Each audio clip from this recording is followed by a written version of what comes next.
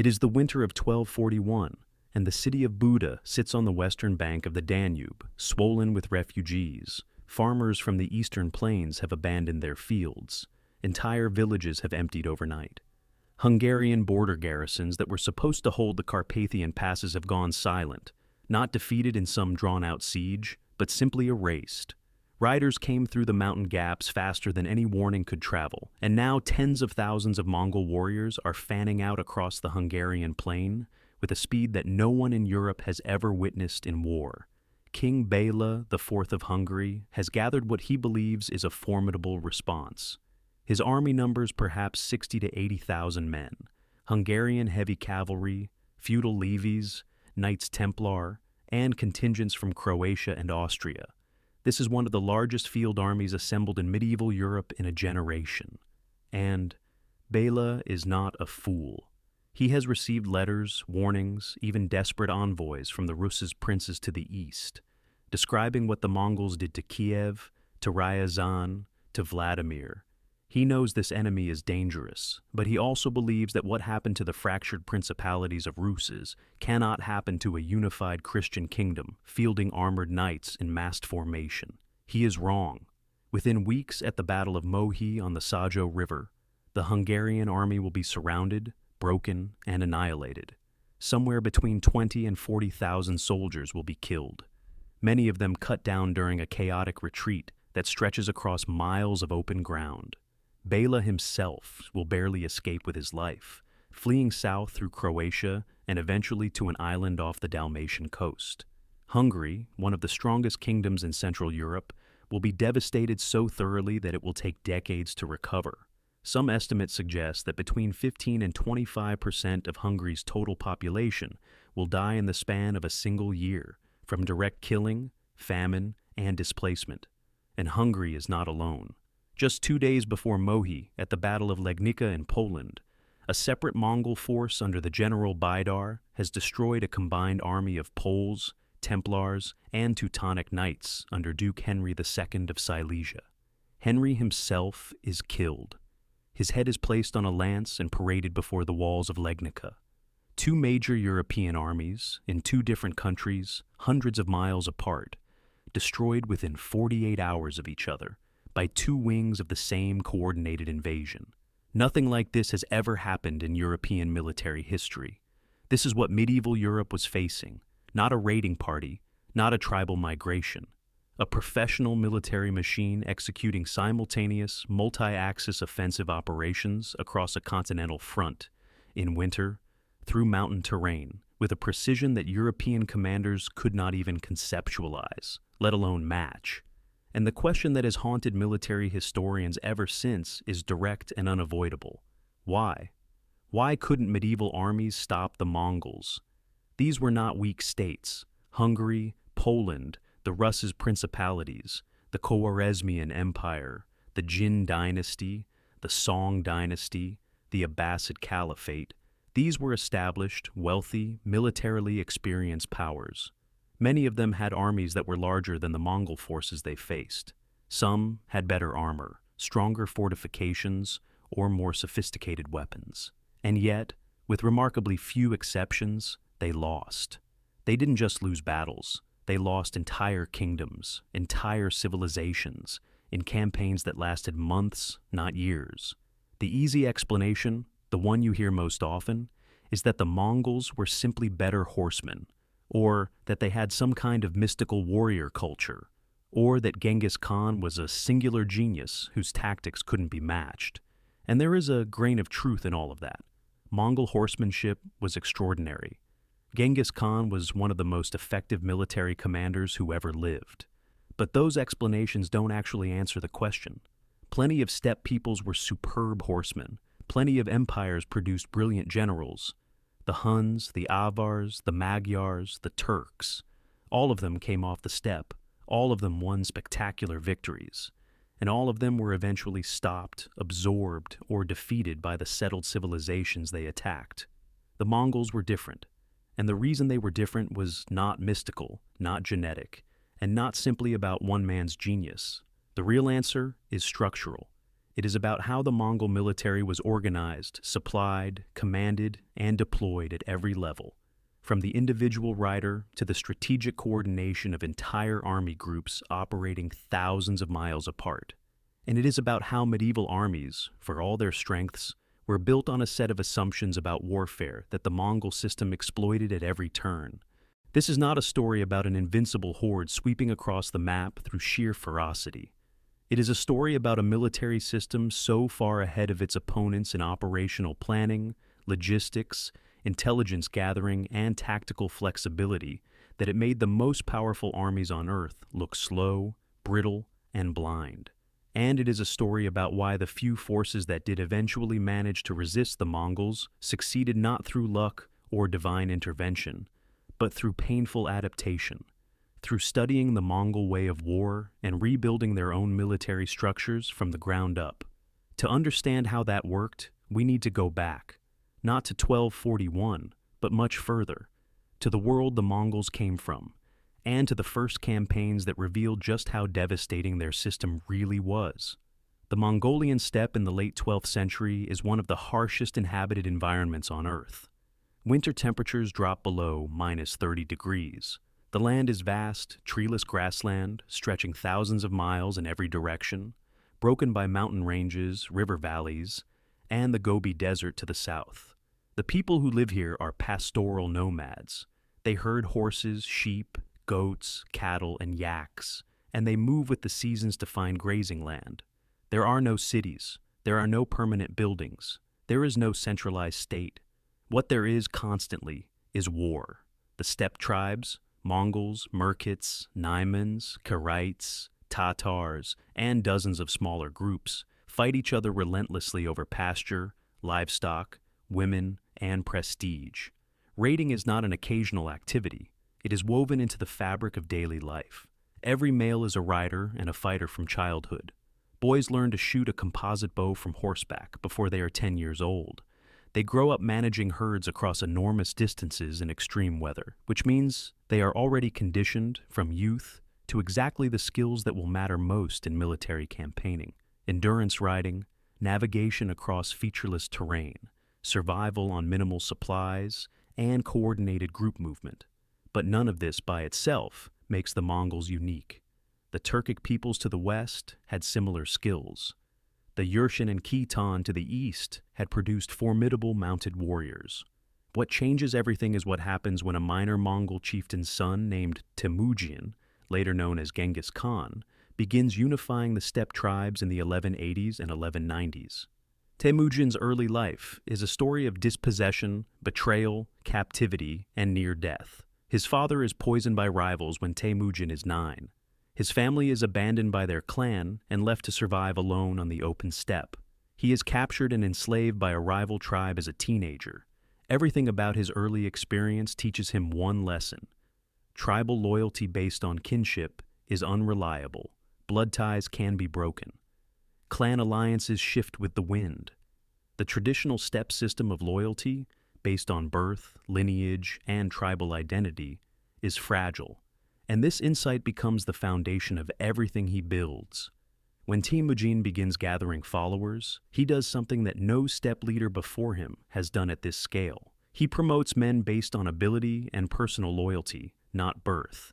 His earliest and most trusted companions, men like Jelmi, Subutai, Jebe, and Mukali, come from minor clans or even enemy tribes. Subutai, who will become arguably the greatest field commander of the medieval period, is the son of a blacksmith. Under the traditional steppe system, he would never have risen above a minor raiding leader. Under Temujin, he becomes a general commanding tens of thousands. This is not a minor detail. It is the seed of the entire Mongol military revolution. Because when Temujin finally defeats his last major rival, the Naiman Confederation, in 1204, and is proclaimed Genghis Khan, ruler of all the steppe tribes, in 1206, he does not simply sit atop the old tribal system. He dismantles it. He breaks up the existing tribal structures entirely and reorganizes the entire steppe population into a new decimal military system. Units of 10, 100, 1,000, and 10,000. Every adult male is assigned to a unit. These units are deliberately composed of men from different tribes, mixed together so that old tribal loyalties are diluted and replaced by loyalty to the unit, to the commanding officer, and ultimately to the Khan himself. A tumen, a unit of 10,000, becomes the basic operational formation of the Mongol army. Each tumen is a self-contained force, with its own heavy cavalry, light cavalry, scouts, and support elements. Each is commanded by a general personally appointed by the Khan. And crucially, each tumen can operate independently for extended periods, across enormous distances, while still coordinating with other tumens through a communication and planning system that is, for the 13th century, astonishingly sophisticated. This is the machine that medieval armies will face, not a tribal horde, not a swarm of raiders. A disciplined, hierarchically organized, professionally commanded military force with a unified chain of command, standardized unit structure, and operational doctrine that has been tested and refined in years of steppe warfare before it ever encounters a foreign enemy. And the first foreign enemy to discover what this machine can do is the Khwarezmian Empire, one of the largest and wealthiest states in the Islamic world, stretching from modern Iran through Central Asia to the borders of India. That encounter, beginning in 1219, will be the first great demonstration of Mongol operational warfare, and it will set the pattern for every catastrophe that follows. The Khwarezmian Empire in 1219 is not a weak state. Under Shah Muhammad II, it controls a territory stretching from the Caspian Sea to the Indus River, encompassing the wealthy cities of Samarkand, Bukhara, Urgench, Nishapur, Herat, and Balkh. These are some of the richest urban centers in the world, trading hubs along the Silk Road, home to hundreds of thousands of people, protected by walls, garrisons, and a military establishment that numbers, by most estimates, somewhere between 300,000 and 400,000 soldiers. The Khwarezmian army includes heavily armored cavalry, experienced Turkish and Persian infantry, garrison troops, and frontier guards stationed across a vast network of fortified cities. Shah Muhammad has reason to be confident. He has spent years consolidating power, defeating rivals, and expanding his borders. His empire is wealthy, populous, and militarily active. When Genghis Khan sends a trade delegation and diplomatic envoy to the Khwarezmian border city of Otrar in 1218, it is Muhammad's governor, Inalchuk, who seizes the caravan, executes the merchants, and sends their goods to Samarkand. When Genghis Khan sends a second embassy demanding reparations, Muhammad has one of the ambassadors killed and sends the others back with their heads shaved, a deliberate and unmistakable insult. Muhammad knows he is provoking a response, but he believes he can handle it. He has the larger army, he has fortified cities, he has interior lines of supply. What he does not understand, what he cannot understand, because no one in the Islamic world or anywhere else has yet seen the Mongol military system in full operation, is what kind of response is coming. In the autumn of 1219, Genghis Khan crosses the Tian Shan Mountains and enters Khwarezmian territory with a force estimated between 100,000 and 150,000 men. This is already a smaller army than what Muhammad commands, but size is not the factor that will decide this campaign. What decides it is how the two armies operate. Muhammad makes his first critical decision before the fighting even begins. He distributes his forces across his empire's major cities as defensive garrisons. His reasoning is logical by conventional medieval standards. The cities are fortified, well supplied, and positioned to support each other. If the Mongols attack one city, the garrisons of neighboring cities can threaten their flanks and supply lines. The enemy will be forced into a series of costly sieges, each one bleeding their strength, while Muhammad preserves his main field army in reserve to strike at the right moment. It is a defensible strategy on paper. Against a conventional medieval army, it might have worked. Against the Mongols, it is a catastrophe. Because Muhammad's plan depends on one assumption, that the invading army will move slowly, attack cities one at a time, and be constrained by the same logistical limits that constrain every other army he has ever faced. The Mongols violate every one of these assumptions simultaneously. Genghis Khan divides his army into multiple independent columns. One force, under his sons Jochi and Chagatai, moves against the fortified city of Otrar, the city whose governor started the war. Another force, under another son, Ogadei, drives south toward the cities of the Fergana Valley. A third column sweeps wide to the south to cut off any retreat toward the Indus. And the main force, under Genghis Khan himself, accompanied by his general Subutai, does something that Shah Muhammad has not anticipated at all. It vanishes. Genghis Khan takes his column on a march through the Kizilkum Desert, a vast, arid wasteland that Muhammad's advisors consider impassable for a large army. They are wrong. The Mongol force crosses the desert, arrives at the city of Bukhara from the west, and suddenly appears behind the main Khwarezmian defensive line. Bukhara is deep in the interior of the empire. It is not on the frontier.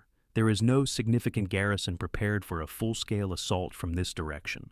The city falls quickly. Its garrison troops who attempt to break out are hunted down and killed. The population that surrenders is used as forced labor and human shields in subsequent operations. The fall of Bukhara is not just a military victory. It is a psychological operation. The message it sends to every other city in the empire is devastating. Your walls do not protect you because this enemy can appear from directions you thought were impossible. The fortified frontier that Muhammad built his entire defensive strategy around has been bypassed entirely. The pattern that emerges from this campaign is the pattern that will repeat across Eurasia for the next 40 years, and it is worth pausing to understand exactly what that pattern is, because it explains everything about why medieval armies fail against the Mongols, and what eventually has to change before anyone can resist them. The first element is speed. Mongol armies move faster than any other military force in the medieval world. Every soldier rides, and most soldiers have between 3 and 5 remount horses. This means that a Mongol column can cover 60 to 80 miles in a single day when necessary, roughly 3 to 4 times the rate of march of a European army on foot, and at least twice the speed of a European cavalry force that has to stay with its supply train and infantry. This speed advantage is not just tactical, it is operational and strategic. It means that Mongol forces can appear at places the enemy does not expect, in time frames the enemy has not planned for. It means that the Mongols can choose when and where to fight, and can refuse battle when conditions are unfavorable. It means that by the time a defending army receives word of a Mongol advance, concentrates its forces, and marches to meet the threat, the Mongols have already moved somewhere else, or have arrived at a location the defenders thought was safe. The second element is intelligence. The Mongols operate what is effectively a professional military intelligence system. Before any major campaign, they send merchants, diplomats, spies, and scouts deep into enemy territory, sometimes years in advance. They map roads, identify water sources, assess the strength of fortifications, study the political divisions of the target state, and recruit informants and defectors. By the time a Mongol army crosses the border, its commanders already know the terrain, the disposition of enemy forces, the names and temperaments of the opposing generals, and the political fault lines that can be exploited. Their opponents, by contrast, almost always know virtually nothing about the Mongols. The information asymmetry is enormous, and it shows in every campaign. The third element is coordination. Mongol armies routinely operate in multiple independent columns that converge on objectives from different directions at prearranged times. This is something that most medieval armies cannot do because it requires reliable long-distance communication, precise timekeeping, shared operational planning, and a command structure where subordinate generals are trusted and empowered to make decisions independently within the framework of an overall strategic plan. The Mongols achieved this through a combination of the YAM, a relay messenger system with stations spaced across the empire, and a command culture built on detailed pre-campaign planning. Before a major invasion, Genghis Khan and his generals hold a Kurultai, a council of war, where the entire campaign plan is laid out in detail. Objectives, routes, timelines, contingencies. Each general knows what every other column is supposed to be doing, and when. The result is a level of strategic coordination that will not be matched by any European army for centuries. The fourth element is adaptability. The Mongol army is not a one-trick force. It does not rely solely on the horse archer and the feigned retreat. It incorporates siege engineering, river crossing capability, psychological warfare, diplomatic manipulation, and a willingness to adopt the weapons and techniques of conquered peoples. Chinese gunpowder weapons, Persian siege engineers, Eurasian catapult specialists, Turkic auxiliary cavalry. All of these are integrated into the Mongol military system as needed. The army that fights in Hungary in 1241 is not the same army that fought in northern China in 1211. It has evolved, absorbed new capabilities, and adapted to new environments. Its opponents, by contrast, tend to fight the same way they have always fought. And the fifth element, the one that ties everything together, is the command structure itself. The Mongol army operates under a unified, centralized command, with a clear chain of authority from the Khan down to the commander of every unit of 10. Orders are transmitted quickly and obeyed without the kind of feudal negotiation that paralyzes European and Islamic armies. A European king who wants to go to war must call his vassals, negotiate their service terms, wait for them to assemble their retinues, and then manage an army where every major lord has his own agenda, his own troops, and his own opinion about strategy. A Mongol general issues orders, and they are executed. The difference in responsiveness is not incremental. It is fundamental. Samarkand, the capital, is next. It is one of the most heavily fortified cities in Central Asia, garrisoned by a force estimated at 40,000 or more. Genghis Khan arrives before the walls and immediately begins the approach that the Mongols will use again and again throughout their conquests. He does not simply throw his men at the walls. He brings up prisoners and conscripted laborers from Bukhara, thousands of them, and drives them toward the defenses as a screen. Behind them come specialized siege teams with battering rams, scaling ladders, and incendiary projectiles. Mongol engineers, many of them Chinese and Yurkin specialists captured or recruited during earlier campaigns against the Jin dynasty, begin constructing siege works. Here is a detail that most people miss when they think about the Mongol army. This is not a purely cavalry force. By the time of the Khwarezmian campaign, the Mongols have already incorporated siege engineers, bridge builders, catapult operators, and specialists in mining and sapping, techniques for digging tunnels under city walls to collapse them. They have learned these skills from the Chinese campaigns, and they carry this expertise with them across thousands of miles. The composite bow and the fast horse get all the attention, but it is the Mongol ability to take fortified cities, something no previous steppe army could do effectively, that transforms them from a raiding force into a conquering empire. Samarkand holds out for roughly 5 days. The garrison launches a sortie, a counterattack from behind the walls, that initially drives back the Mongol screening forces. But the sortie is a trap. The Mongols feign retreat, drawing the garrison troops out into the open, then encircle and destroy them.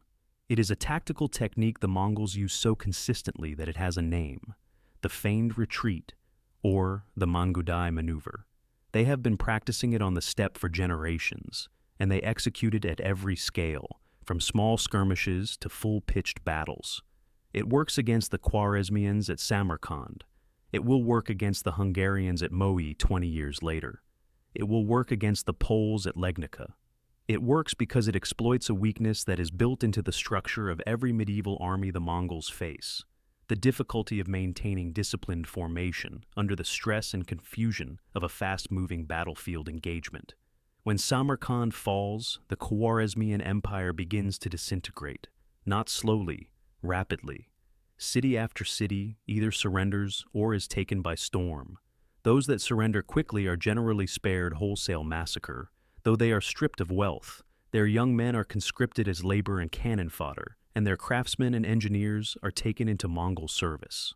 Those that resist are destroyed with a thoroughness that is calculated to serve a strategic purpose: terror as a weapon of war. The destruction of a resisting city is not random violence. It is a deliberate policy designed to make the next city surrender faster. And it works. As the campaign progresses, the rate of surrender accelerates. Governors and garrison commanders who hear what happened to cities that fought back increasingly choose to open their gates. Shah Muhammad, meanwhile, is running. His grand army, distributed across dozens of garrisons, has never concentrated for a decisive battle. Each garrison fights alone, is defeated alone, and falls alone. Muhammad himself flees westward, pursued by a flying column of 20,000 Mongol cavalry under Jebei and Subutai, two of the finest field commanders in the Mongol army. This pursuit is one of the most extraordinary military operations of the medieval period. Jebei and Subutai chase Muhammad across the breadth of his own empire, covering thousands of miles at a pace that his own messengers cannot match. Muhammad flees to a small island in the Caspian Sea, where he dies of pleurisy in early 1221. A fugitive emperor, abandoned by his own army, hunted to death by an enemy he never managed to bring to battle on his own terms. The Khwarezmian campaign takes roughly 2 years. In that time, the Mongols destroy one of the largest empires in the Islamic world, kill millions of people, raze dozens of cities, and absorb a vast territory into their growing empire. And the force that accomplishes this is significantly smaller than the army it defeats. These 5 elements, speed, intelligence, coordination, adaptability, and unified command, are not separate advantages. They are parts of a single integrated system. And it is the system, not any individual component, that makes the Mongol military so devastating. A medieval army might match the Mongols in one area. European heavy cavalry, for instance, is superior in close-quarters shock combat. But matching one element is meaningless when the Mongol system ensures that the battle is never fought on terms that favor the opponent's single advantage. This is the machine that turns east after the destruction of Khwarezm and crashes into the kingdoms of Eastern Europe. And Europe, in 1241, is completely unprepared, not because its soldiers are cowardly or its kings are incompetent, but because its entire military structure is built on assumptions that the Mongol system is specifically designed to exploit. To understand just how deep that mismatch runs, we need to look at what a European army actually is in the 13th century, how it is raised, how it moves, how it fights, and why every one of those factors becomes a liability against the force that is now riding west through the Carpathian passes. The medieval European army of the 13th century is, at its core, a feudal instrument. It is not a standing professional force. It does not exist as a permanent institution with a fixed structure, a centralized command, or a unified doctrine. It is assembled on demand through a chain of personal obligations that runs from the king down through his great lords, and from those lords down through their lesser vassals, and from those vassals down to the individual knights and men-at-arms who owe military service in exchange for land. This system has strengths. It produces heavily armored cavalry, knights, who are among the most formidable individual fighters in the world. A fully equipped European knight of the mid-13th century wears a mail hauberk, often reinforced with early plate elements at the knees, shins, and shoulders, carries a heavy lance, a sword, and sometimes a mace or warhammer, and rides a large, powerful warhorse bred specifically for the shock of close combat. In a head-on charge against infantry or lighter cavalry, a formation of European knights is devastating. The Crusades have demonstrated this repeatedly. At Ar-Suf in 1191, Richard I's knights shattered Saladin's cavalry with a disciplined charge that broke the Muslim line in minutes. But the system that produces these formidable fighters also imposes severe limitations that are invisible in conflicts between European armies, and fatal against the Mongols. The first limitation is time. A feudal army cannot be assembled quickly. When a king calls his vassals to war, weeks or even months pass before the army concentrates. Each lord must receive the summons, gather his retinue, arrange supplies, and march to the assembly point. In a conflict between two European kingdoms, this is manageable because both sides operate on roughly the same timeline. Against the Mongols, who can concentrate and redeploy forces in days, it is a crippling disadvantage. By the time a European king has gathered his full strength, a Mongol army has already crossed his borders, devastated his frontier, and possibly bypassed his assembly point entirely. The second limitation is duration of service. Feudal military obligation is typically limited. A vassal might owe his lord 40 days of campaign service per year, sometimes more, sometimes less, depending on the specific terms of his tenure. After that period expires, the vassal has the legal right to go home, and many do, regardless of the military situation. This means that a European king is fighting on a clock from the moment his army assembles. He must find the enemy, bring them to battle, and win a decisive engagement before his army begins to dissolve. Long campaigns, attritional strategies, or wars of maneuver that stretch across months are structurally difficult for feudal armies to sustain. The Mongols face no such constraint. Their soldiers serve for as long as the campaign requires. A Mongol invasion of Hungary or Poland is not bound by a 40-day calendar. It continues until the objective is achieved. The third limitation is command. A European army is not a single unified force under one commander's absolute authority. It is a coalition of semi-independent lords, each commanding his own retinue, each with his own interests, and each with a political relationship to the king that constrains how he can be used. The king leads by consensus as much as by command. He must consult his great lords, manage their rivalries, and accommodate their pride.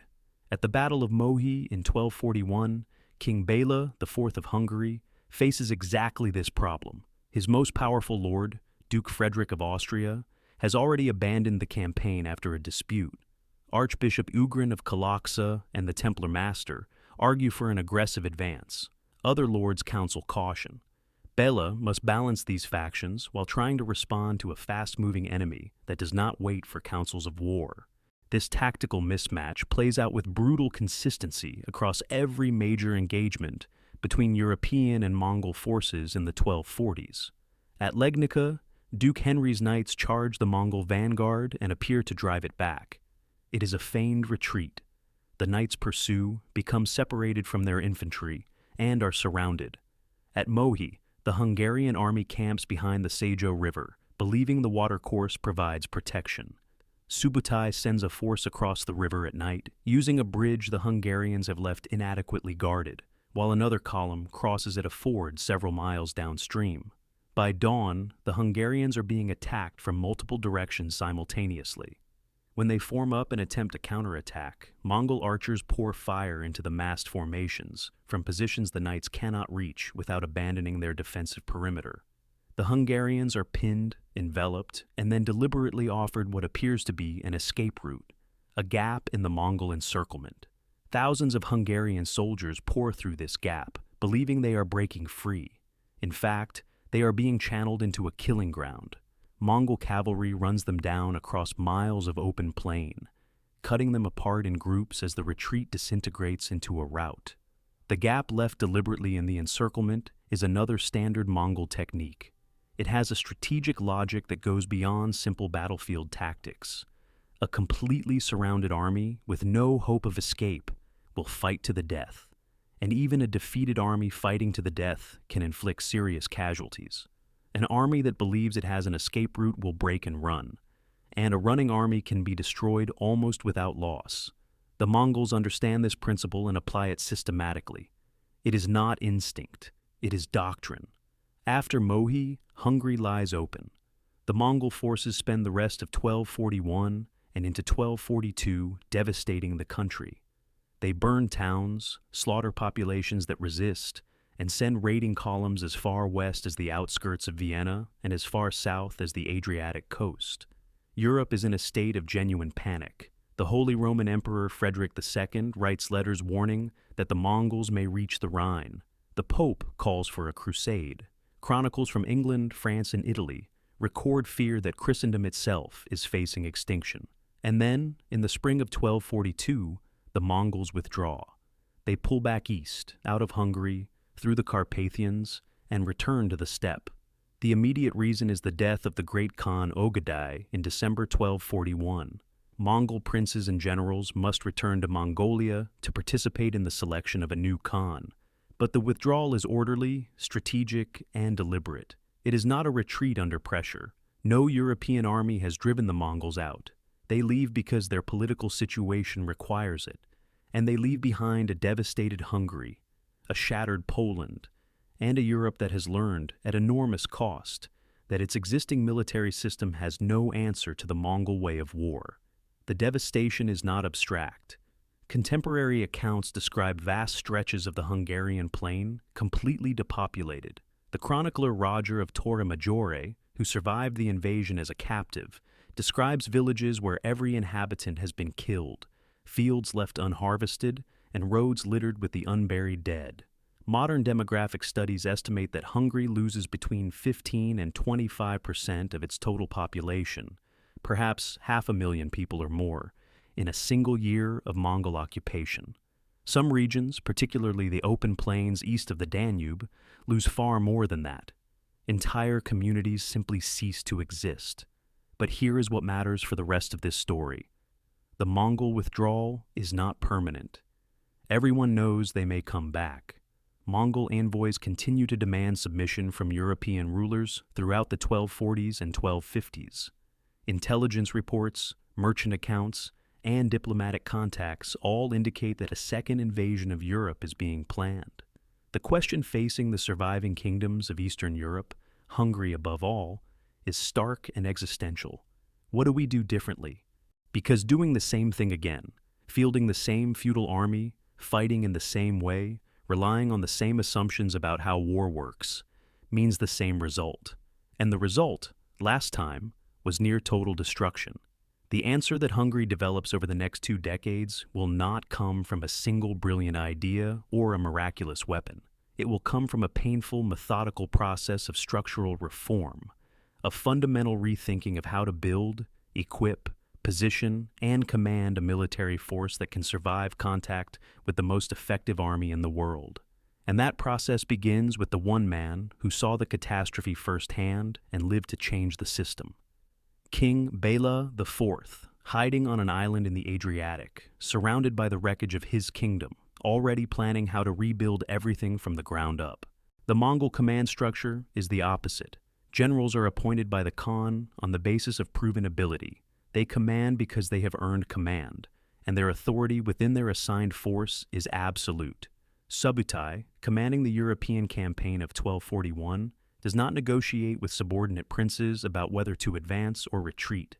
He issues operational orders, and those orders are executed.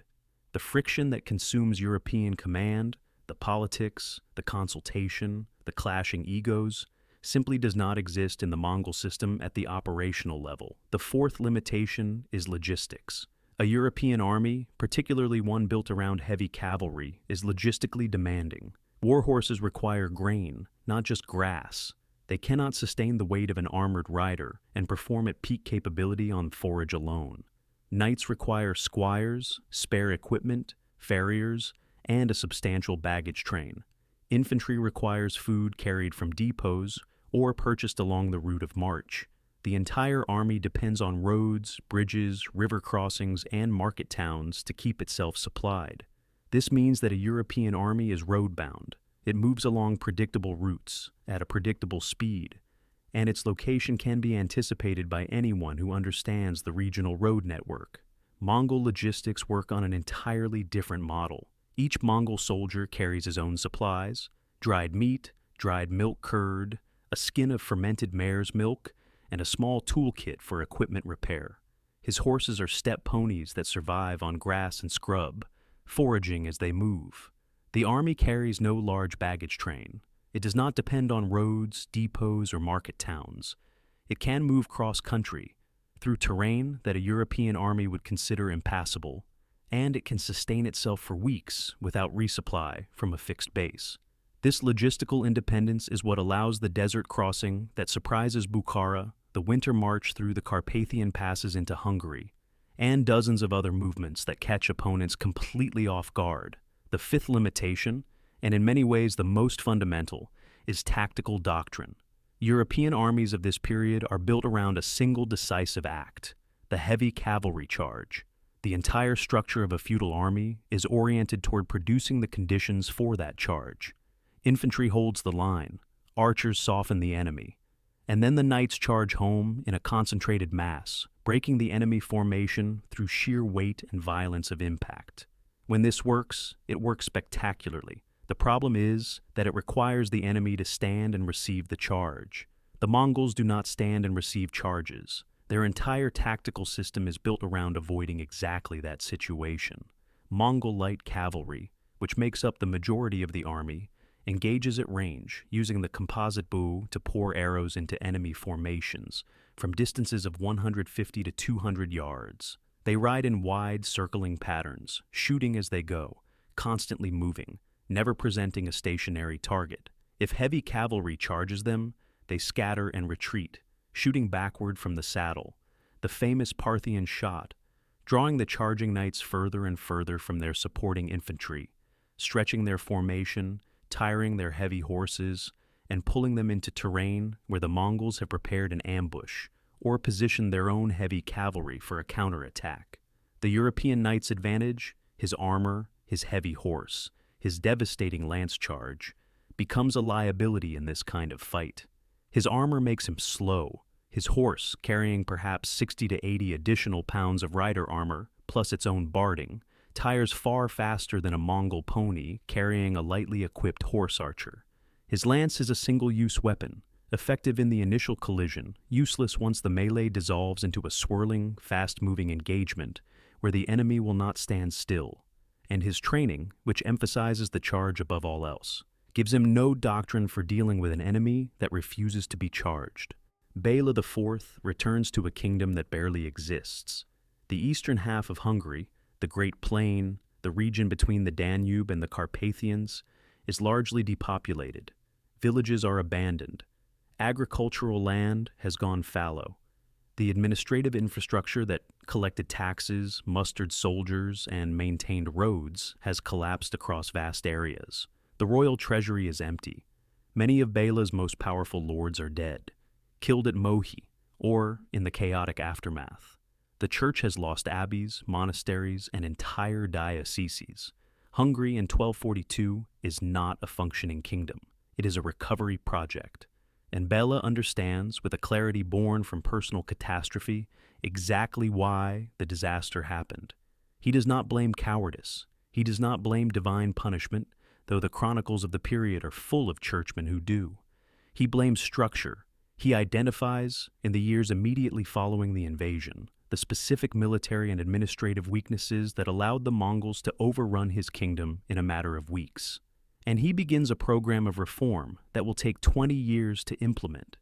Reforms that are not dramatic or glamorous, but that represent a fundamental transformation of Hungary's defensive capability. The first and most visible reform is fortification. Before 1241, Hungary has very few stone castles. The kingdom's defense relies primarily on its field army and on natural barriers, the Carpathian Mountains, the Danube River, and the forested frontier zones that ring the kingdom's eastern and northern borders. Interior fortification is sparse. Most settlements are undefended. The few existing castles are royal strongholds concentrated near major towns. When the Mongol army breaks through the frontier and destroys the field army at Mohi, there is almost nothing behind that army to slow the invaders down. The population of the open plain has nowhere to hide, no defensible position to retreat to, and no fortified point that can serve as a base for continued resistance. Bela changes this completely. Beginning in the mid-1240s, he launches what historians have called the most intensive program of castle construction in Hungarian history. He grants permission, and actively encourages, his nobility to build private stone castles on their estates. Before the invasion, the Hungarian crown had restricted private castle building, fearing that powerful lords behind stone walls would become ungovernable. Bela reverses this policy entirely. He recognizes that the strategic value of a dense network of fortified points across the kingdom outweighs the political risk of empowering individual lords. He grants building rights, provides incentives, and in some cases directly funds construction. The result, over the next 2 decades, is a transformation of the Hungarian landscape. By the 1260s, Hungary has several hundred new stone castles and fortified positions, a dramatic increase from the handful that existed before 1241. These are not all massive royal fortresses. Many are relatively modest structures, a stone tower, a curtain wall, a defensible enclosure large enough to shelter the local population, and a small garrison. But their strategic value is enormous because they change the fundamental calculus of a Mongol invasion. A Mongol army operating on the Hungarian plain in 1241 faces no obstacles after destroying the field army. It can ride wherever it wants, at whatever speed it chooses, and the population is completely exposed. A Mongol army operating in a Hungary filled with stone castles faces a different problem entirely. Each castle is a point of resistance that must either be taken or bypassed. If bypassed, the garrison remains a threat. It can raid Mongol supply lines, shelter refugees who might otherwise be conscripted as forced labor, and serve as a rallying point for counterattacks. If besieged, each castle costs time, and time is the one resource that a Mongol invasion force cannot afford to waste. Because the Mongol army's greatest advantages, speed, surprise, and the ability to concentrate force at unexpected points, all depend on maintaining the tempo of the campaign. The Mongols can take walled cities. They proved this at Bukhara, Samarkand, Nishapur, and dozens of other places. But taking a fortified position requires siege equipment, engineering work, and days or weeks of effort. Taking one city is manageable. Taking 100 scattered castles across a large kingdom, each one requiring its own siege operation, is a logistical and operational nightmare that negates the Mongol system's core strengths. The army that is designed to move at 60 miles a day is forced to crawl at the pace of a siege train. The force that wins by concentrating overwhelming strength at a single point must now disperse to deal with dozens of simultaneous threats. The campaign that relies on speed and shock is bogged down in attritional warfare, exactly the kind of war the Mongol system is not built for. Bela understands this logic, perhaps not in the abstract strategic terms a modern analyst would use, but through the concrete experience of watching the Mongols sweep across a kingdom that had no interior defenses. He builds castles not because castle building is a tradition, but because he has identified the specific vulnerability that the Mongol system exploits, and he is constructing a physical counter to it. The second major reform is military. Bela reorganizes the Hungarian army to address the tactical mismatch that proved fatal at Mohi. He does not abandon heavy cavalry. The armored knight remains the core of Hungarian military power, but he supplements it with a significant force of light cavalry capable of operating in the way the Mongols operate. He does this primarily by settling Cuman refugees in Hungary. The Cumans are a Turkic steppe people who have been driven west by the Mongol conquests. They are horse archers, nomadic herders, and experienced steppe warriors. Culturally and militarily, they are closer to the Mongols than to the Hungarians. Before the 1241 invasion, a large group of Cumans had already sought refuge in Hungary, but their integration went badly. Cultural tensions between the nomadic Cumans and the settled Hungarian population led to violence. The Cuman leader, Kan Koten, was murdered by a Hungarian mob in the chaos preceding the Battle of Mohi, and most of the Cumans fled south across the Danube, refusing to fight alongside the Hungarians who had killed their leader. After the invasion, Bela reverses course. He invites the Cumans back into Hungary, grants them extensive lands on the Great Plain, and integrates them into the kingdom's military structure. The Cumans are given a specific military role. They will provide the light cavalry, the horse archers, and the mobile screening forces that the Hungarian army lacked in 1241. In exchange, they received land, legal autonomy within their own communities, and a defined place in the kingdom's feudal hierarchy. Bela even arranges the marriage of his eldest son, the future Stephen V, to a Cuman princess. A deliberate political signal that the Cumans are not second-class subjects, but full partners in the defense of the realm. This is a practical decision rooted in a clear military analysis. Bela has seen that an army composed entirely of heavy cavalry and feudal infantry cannot match the Mongols in the kind of fast, fluid, ranged combat that defines steppe warfare. He cannot transform his Hungarian knights into horse archers. Their entire training, equipment, and social identity is built around the heavy charge, but he can add a complementary force that fills the gap. The Cumans give him exactly that, a mobile, light cavalry arm that can screen, scout, skirmish, and engage Mongol horse archers on something approaching equal terms, while the heavy cavalry is held in reserve for the decisive close-quarters engagement that remains the Hungarian army's greatest strength. The third reform is administrative and infrastructural. Bela overhauls the system of frontier defense, improving the watchposts, signal networks, and early warning systems along the Carpathian passes. He strengthens relationships with neighboring kingdoms, particularly Bohemia, Poland, and the Papacy, to build a diplomatic framework for collective defense.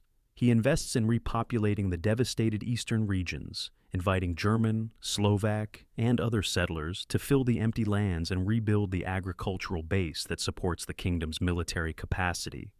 None of these reforms are fast. None of them are glamorous. There is no single moment of dramatic transformation.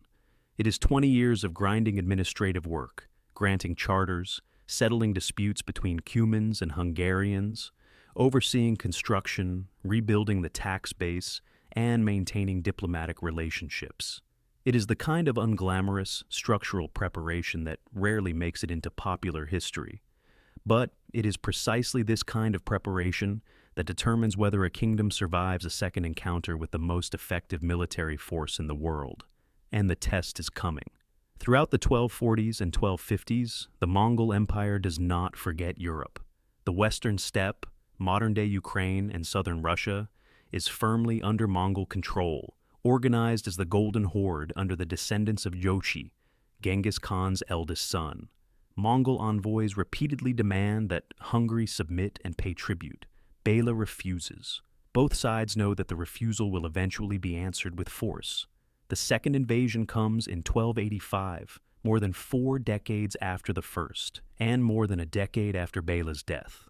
Bela himself dies in 1270, having spent the last 28 years of his reign preparing for a return that he does not live to see.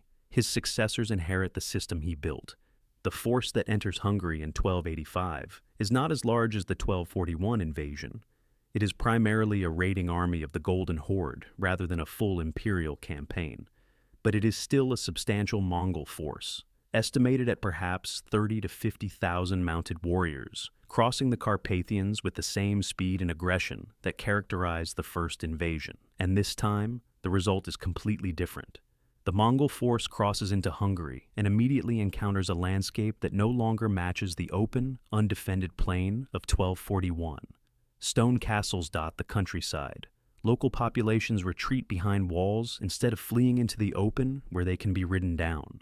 Garrison forces in the castles threaten the flanks and rear of any Mongol column that tries to push deep into the interior without reducing the fortifications behind it. The Hungarian response is also fundamentally different. Instead of concentrating the entire army for a single pitched battle, the approach that led to the catastrophe at Mohi, the Hungarian commanders use a layered defense. Frontier forces and Cuman light cavalry screen the border, providing early warning and slowing the Mongol advance through skirmishing. The castles absorb the initial shock, forcing the Mongols to either waste time besieging them or bypass them and accept the threat to their rear. And the main Hungarian field army, now a combined arms force of heavy cavalry and Cuman light horse, maneuvers against the invaders without being drawn into a premature decisive engagement on ground of the Mongols' choosing. The Mongol force pushes into Hungary, but cannot achieve the cascade of destruction that characterized the first invasion. It cannot annihilate the field army because the field army will not offer itself for annihilation. It cannot terrorize the population into mass surrender because the population is sheltering in fortified positions. It cannot move freely across the country because every castle it bypasses becomes a threat behind it.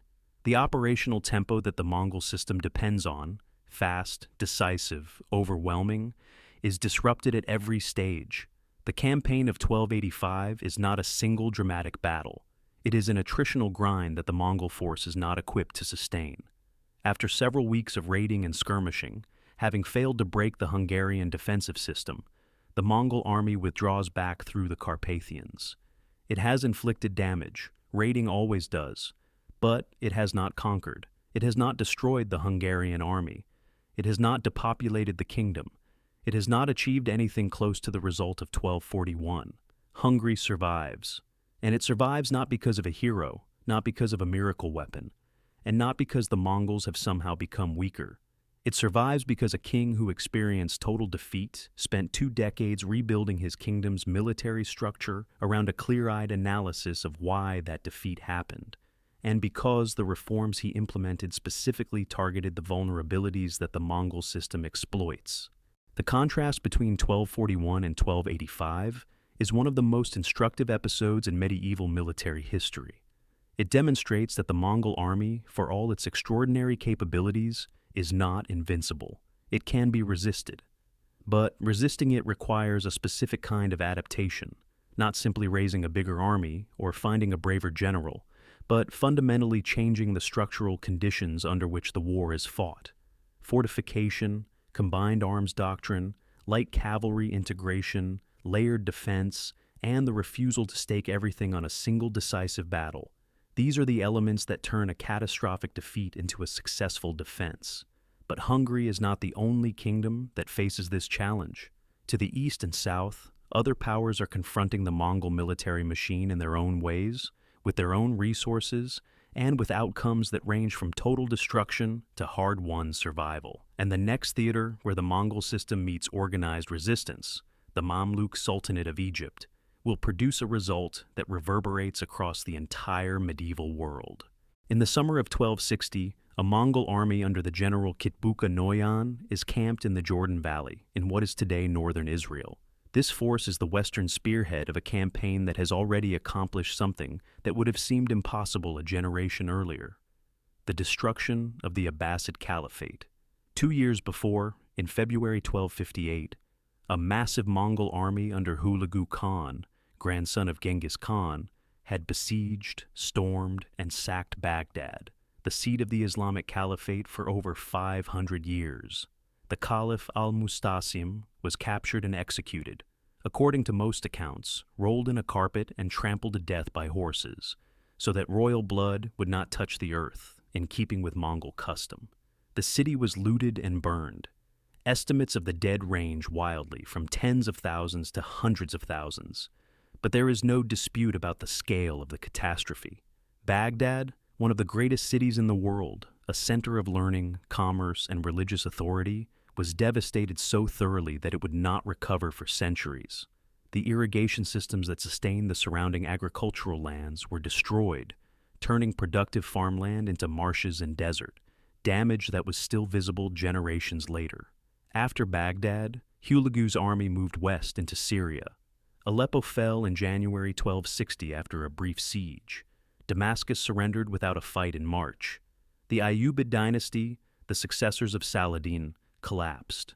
By the spring of 1260, Mongol authority extended from the borders of China to the eastern shore of the Mediterranean.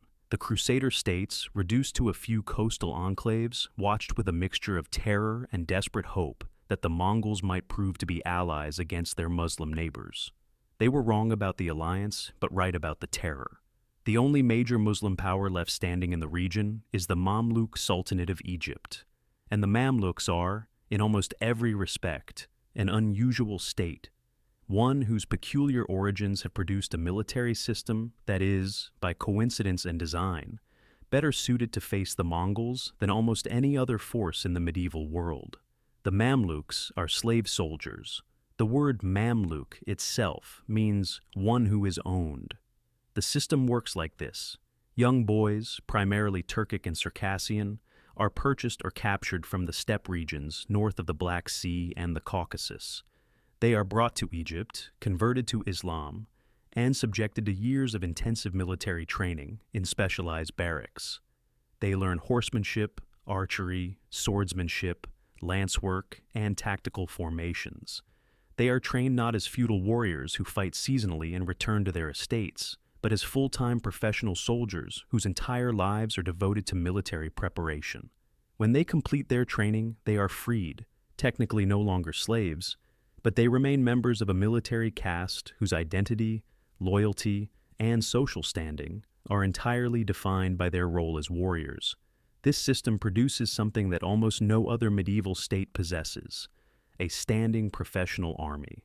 The Mamluk cavalry is not assembled from feudal levies who serve for 40 days and go home. It is a permanent force, maintained year-round, trained constantly, and available for immediate deployment. The individual Mamluk soldier is, on average, better trained and better equipped than his counterpart in any European feudal army. And critically, because many Mamluks are of Turkic steppe origin, they are raised with the same horsemanship and archery traditions as the Mongols themselves. They ride the same way. They shoot the same composite bows. They understand steppe tactics not as an alien mystery, but as something familiar, something they have trained against and practiced since childhood. This does not mean the Mamluks are a copy of the Mongol army. They are not. The Mamluk military system has significant differences: heavier armor, more emphasis on close combat, a different command structure, and a fundamentally different logistical base rooted in the wealth of Egypt's agricultural economy, rather than the pastoral nomadism of the steppe. But the overlap in core tactical skills means that the Mamluks do not face the same bewildering mismatch that European armies experience. They can match Mongol horse archers in range combat. They can execute complex cavalry maneuvers, and their officers, many of whom have studied steppe warfare firsthand, understand Mongol tactics well enough to anticipate and counter them. In the summer of 1260, the Mamluk Sultan Qutuz faces a decision that will determine the fate of Egypt and perhaps the entire Islamic world. Hulagu has sent envoys demanding submission. The message is standard Mongol diplomatic practice: surrender and be spared, resist and be destroyed. The same demand was sent to Baghdad before it fell. The same demand was sent to every city and kingdom the Mongols have conquered. Most have submitted or been destroyed. Qutuz does something that very few rulers have done when facing a Mongol ultimatum. He kills the envoys. He has them cut in half and displays their heads on the gates of Cairo. It is a declaration of war so absolute that there is no possibility of negotiation. Qutuz has calculated, correctly, that submission means the end of the Mamluk state, and that his only chance is to fight while the strategic situation briefly favors him. And the situation does briefly favor him, because of an event thousands of miles to the east. The great Khan Munka has died during a campaign in southern China in August 1259. His death triggers a succession crisis in the Mongol Empire.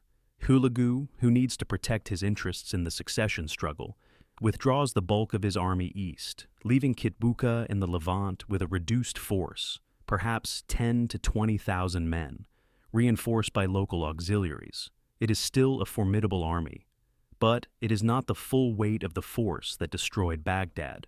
Qutuz moves fast. He marches out of Egypt with a Mamluk army of roughly 20,000 men, crosses the Sinai, and enters Palestine. His advance guard is commanded by Baybars, a brilliant and ruthless Mamluk general who will later become Sultan himself. Baybars pushes ahead with a light cavalry force, makes contact with Mongol patrols in the Galilee, and engages in a series of skirmishes designed to draw Kitbuka south into terrain that the Mamluks have chosen. The two armies meet on September 3rd, 1260, at a place called Ain Jalut, the Springs of Goliath, in the Jezreel Valley. The battle that follows is not large by the standards of the great Mongol campaigns. The forces on each side are modest compared to the armies that fought at Mohi's or the sieges that brought down Khwarezm. But its significance is enormous because it is the first time a Mongol army is defeated decisively in pitched battle, not ambushed, not forced to withdraw for political reasons, but beaten on the field and driven from the territory it holds. The Mamluk tactical plan at Ain Jalut exploits Mongol aggression in a way that reveals sophisticated understanding of how Mongol commanders think. Baybars advances with a relatively small force and engages Kitbuka's vanguard. The fighting is intense but inconclusive, and Baybars begins to fall back. Kitbuka, seeing what appears to be a retreating enemy, presses forward with his full strength, pursuing Baybars into the valley. It is a trap, and it is, with considerable irony, the Mongols' own favorite tactic turned against them. Baybars' retreat is feigned. Qutuz has positioned the main Mamluk army in the hills flanking the valley, concealed and waiting. As Kitbuka's force pushes deeper into the valley, the Mamluk heavy cavalry charges from the high ground on both flanks simultaneously. The Mongol army is caught in a double envelopment, the same kind of encirclement that Subutai used against the Hungarians at Mohi 19 years earlier. The fighting that follows is ferocious and close-quartered. Unlike European armies, which tend to collapse quickly once their formation is broken, the Mongol force under Kitbuka fights with extraordinary tenacity. At one point, the Mamluk left wing wavers and begins to fall back under Mongol pressure. Kutuz himself rides into the line, throws off his helmet so his men can see his face, and rallies the formation. The Mamluk line holds, re-engages, and the encirclement closes. Kitbuka is killed in the fighting, captured according to some accounts, and then executed. His army is destroyed. The Mongol survivors scatter, and within weeks the Mamluks have retaken Damascus and most of Syria. The Mongol advance into the Middle East, which had seemed unstoppable just months earlier, is reversed in a single afternoon. Ayn Jalut matters for several reasons that go beyond the immediate military result. First, it demonstrates that the Mongol army can be beaten in open battle by a force that understands its methods and has the tactical capability to counter them. The Mamluks succeed not by hiding behind walls or avoiding battle, but by fighting the Mongols on their own terms: maneuver, deception, combined arms, and doing it better. This is a fundamentally different model of resistance than the Hungarian approach, which relies on fortification and avoidance of decisive engagement. The Mamluk model is confrontational. Meet the Mongol army in the field, match its tactical sophistication, and destroy it. Second, Ayn Jalut succeeds because the Mamluk military system addresses, through its own structure, several of the vulnerabilities that doom other armies.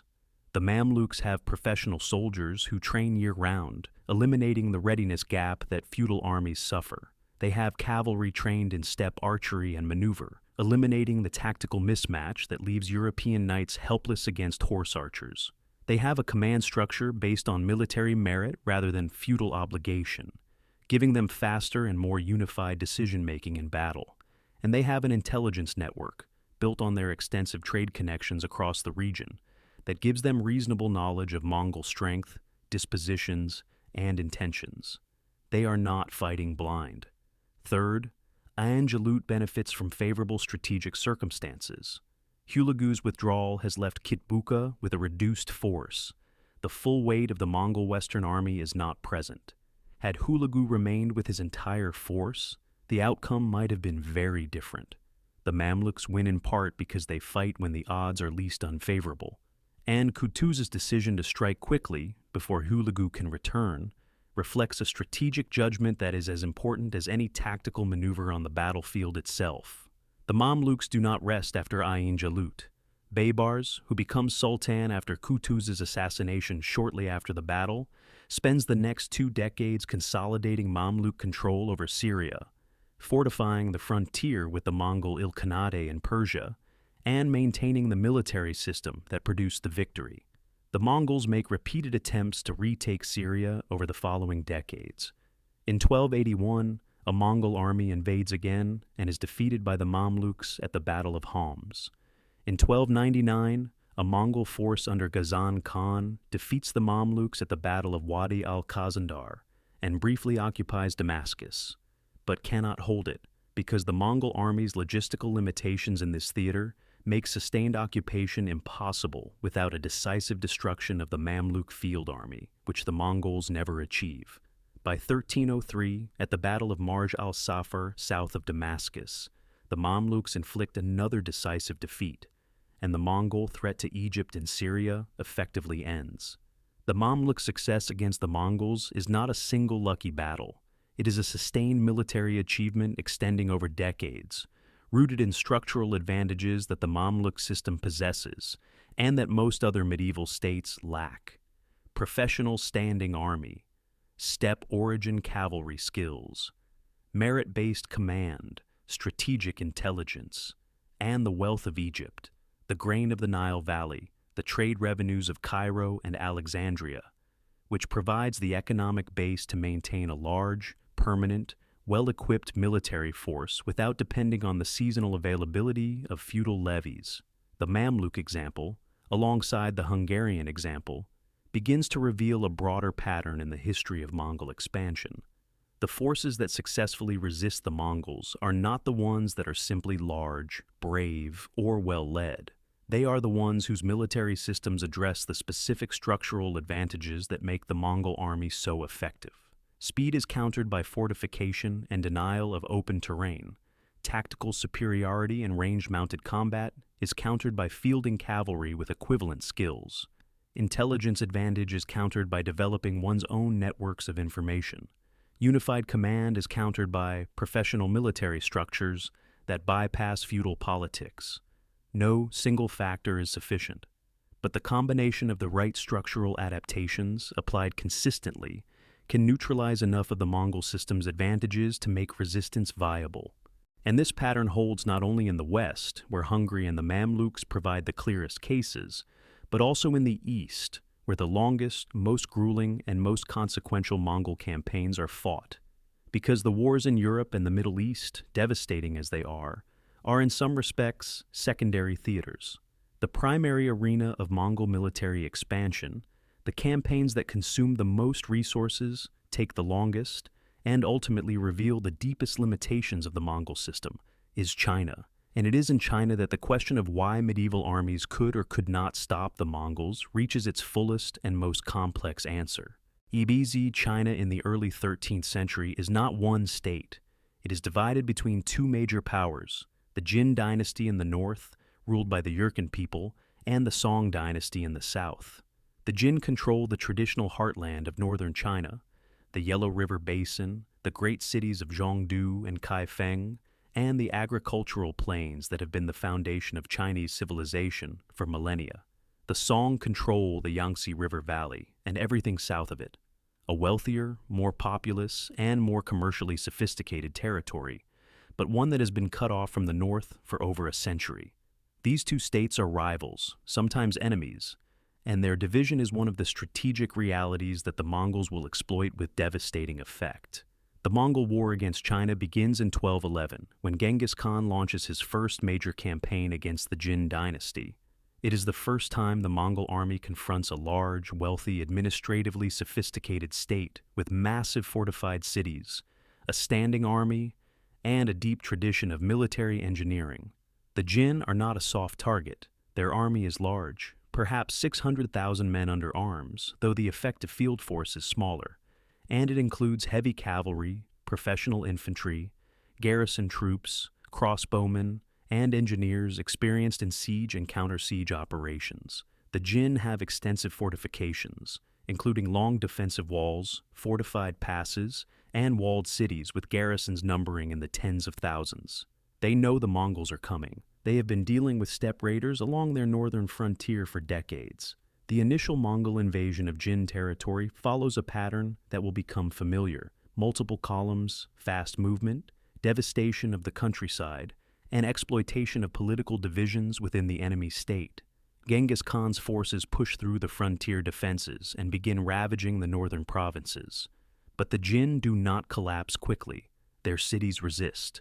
Their garrisons hold.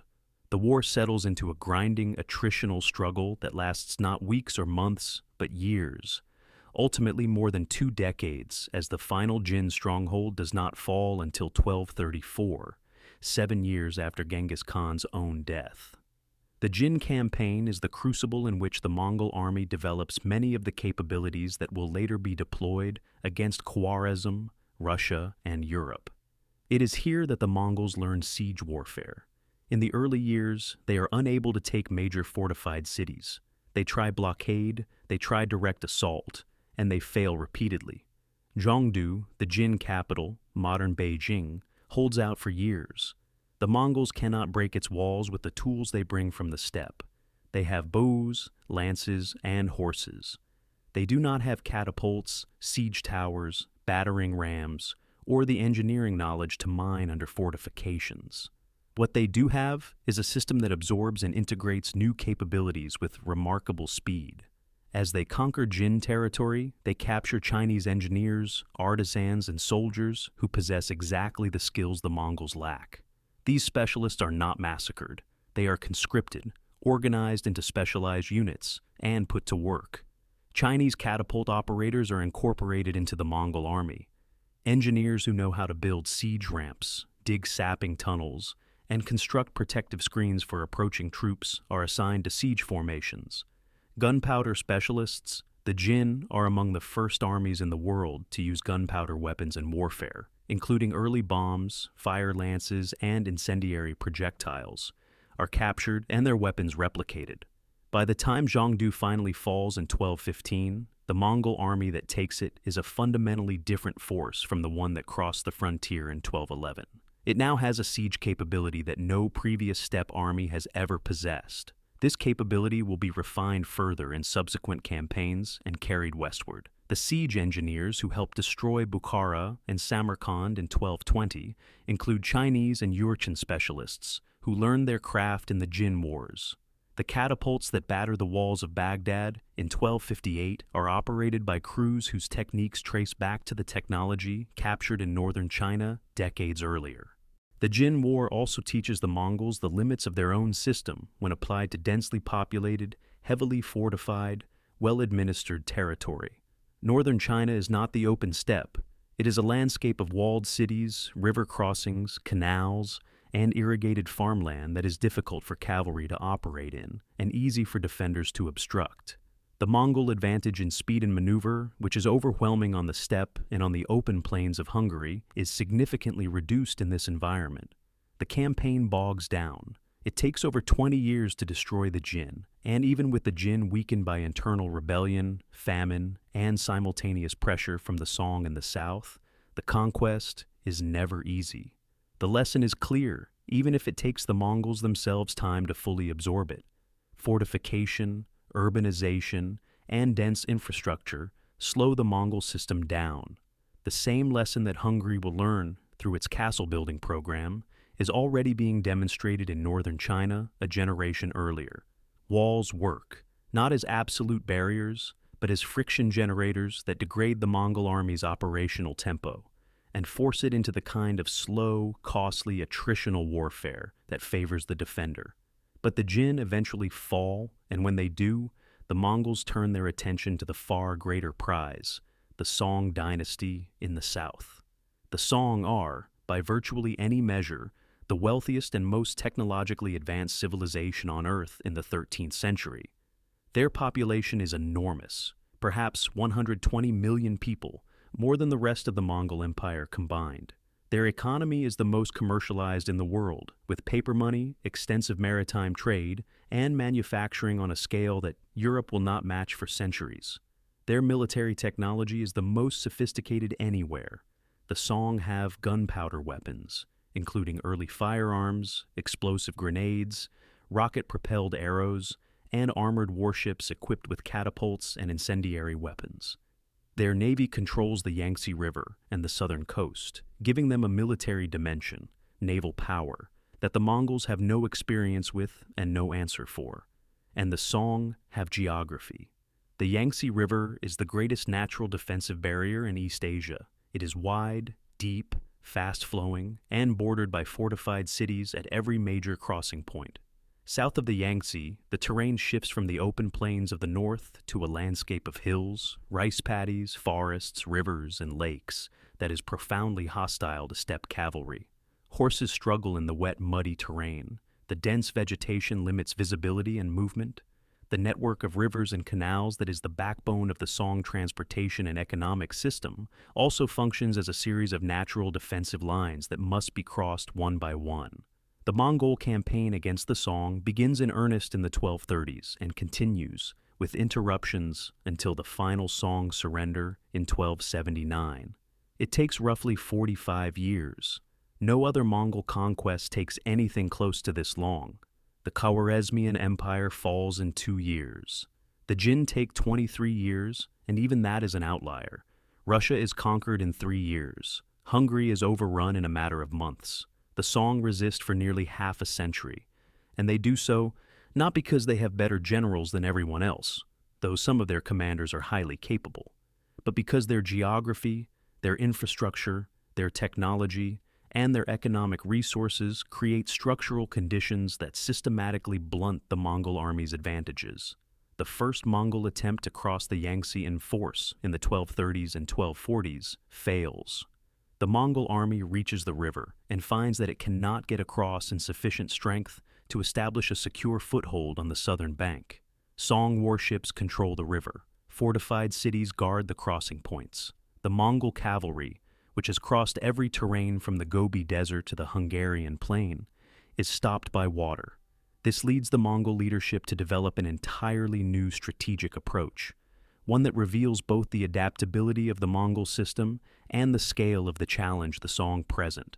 Mongke Khan, who becomes Great Khan in 1251, devises a plan to outflank the Yangtze line entirely. Instead of attacking the Song head-on across the river, he sends a Mongol army on one of the most ambitious flanking marches in military history, south through the mountains of Sichuan, then west and south into the kingdom of Dali, modern Yunnan province, then east through the mountainous interior of Southeast Asia, with the ultimate goal of attacking the Song from the south and southwest, while the main Mongol army presses from the north. The march through Yunnan and the conquest of the Dali kingdom in 1253 under Kublai Khan, another grandson of Genghis, is a remarkable military achievement. The terrain is mountainous, forested, and roadless. Tropical diseases kill soldiers and horses alike. Supply lines stretch across thousands of miles of hostile territory. But the Mongols push through, conquer Dali, and establish a base for operations against the Song's southwestern flank. Even so, the grand flanking strategy does not produce the rapid collapse that the Mongol leadership hopes for. The Song defend stubbornly, and their fortified cities in the middle Yangtze region prove extraordinarily difficult to reduce. The fortress of Xiangyang, which controls a critical crossing of the Han River, a major tributary of the Yangtze, becomes the focal point of the entire war. The siege of Xiangyang begins in 1267 and lasts until 1273. 6 years. A single fortress ties down a significant portion of the Mongol army for 6 years. The siege of Xiangyang is a study in the kind of warfare that the Mongol system handles worst. The city is well fortified, well garrisoned, and resupplied by river. The Song Navy runs convoys up the Han River to keep the garrison fed and equipped, and the Mongols, lacking an effective naval force of their own, cannot completely cut the supply line. The Mongols build siege works, construct blockading forts along the river approaches, and attempt repeated assaults, all of which fail. They build their own fleet of riverine warships, something no Mongol commander has ever had to do before, to contest the waterway. They recruit naval specialists from the conquered Jin territories and from Korea, another subject state, to crew these vessels. Eventually, the factor that breaks the siege is a new weapon, the counterweight trebuchet, a type of heavy siege catapult that is more powerful and more accurate than the traction trebuchets the Mongols have been using. These machines are built by Muslim engineers, probably from the Ilkhanate in Persia, and they are capable of hurling stones heavy enough to breach the walls of Xiangyang from a distance that keeps them beyond the range of the defenders' weapons. When the counterweight trebuchets open fire, the walls of Xiangyang begin to crumble, and the garrison finally surrenders in early 1273. The fall of Xiangyang opens the middle Yangtze to Mongol advance, and from this point, the Song collapse accelerates. But even now, the conquest is not swift. The Mongol army, now under the command of the General Bayan, one of Kublai Khan's most capable officers, must fight its way down the Yangtze, reducing fortified positions one after another, defeating Song naval forces on the river, and managing the enormous logistical challenge of sustaining an army operating hundreds of miles from its steppe homeland in terrain utterly unlike anything the Mongol military system was originally designed for. The Song court surrenders in 1276.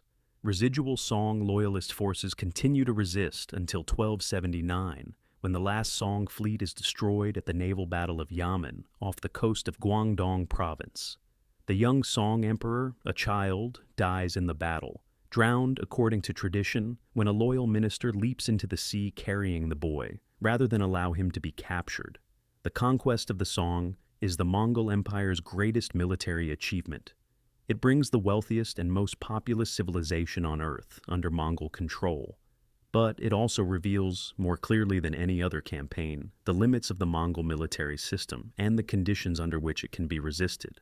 The Song survived for 45 years against the most effective military machine in the world because they possess almost every structural advantage that the theory of Mongol resistance demands.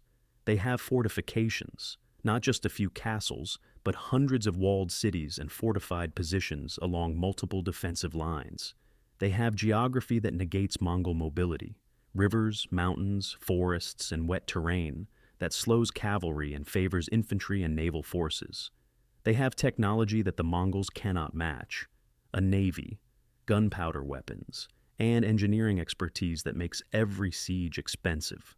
They have economic depth, the resources to sustain a long war, replace losses, and maintain large armies in the field year after year. And they have a centralized bureaucratic state that can mobilize and coordinate these resources effectively over decades.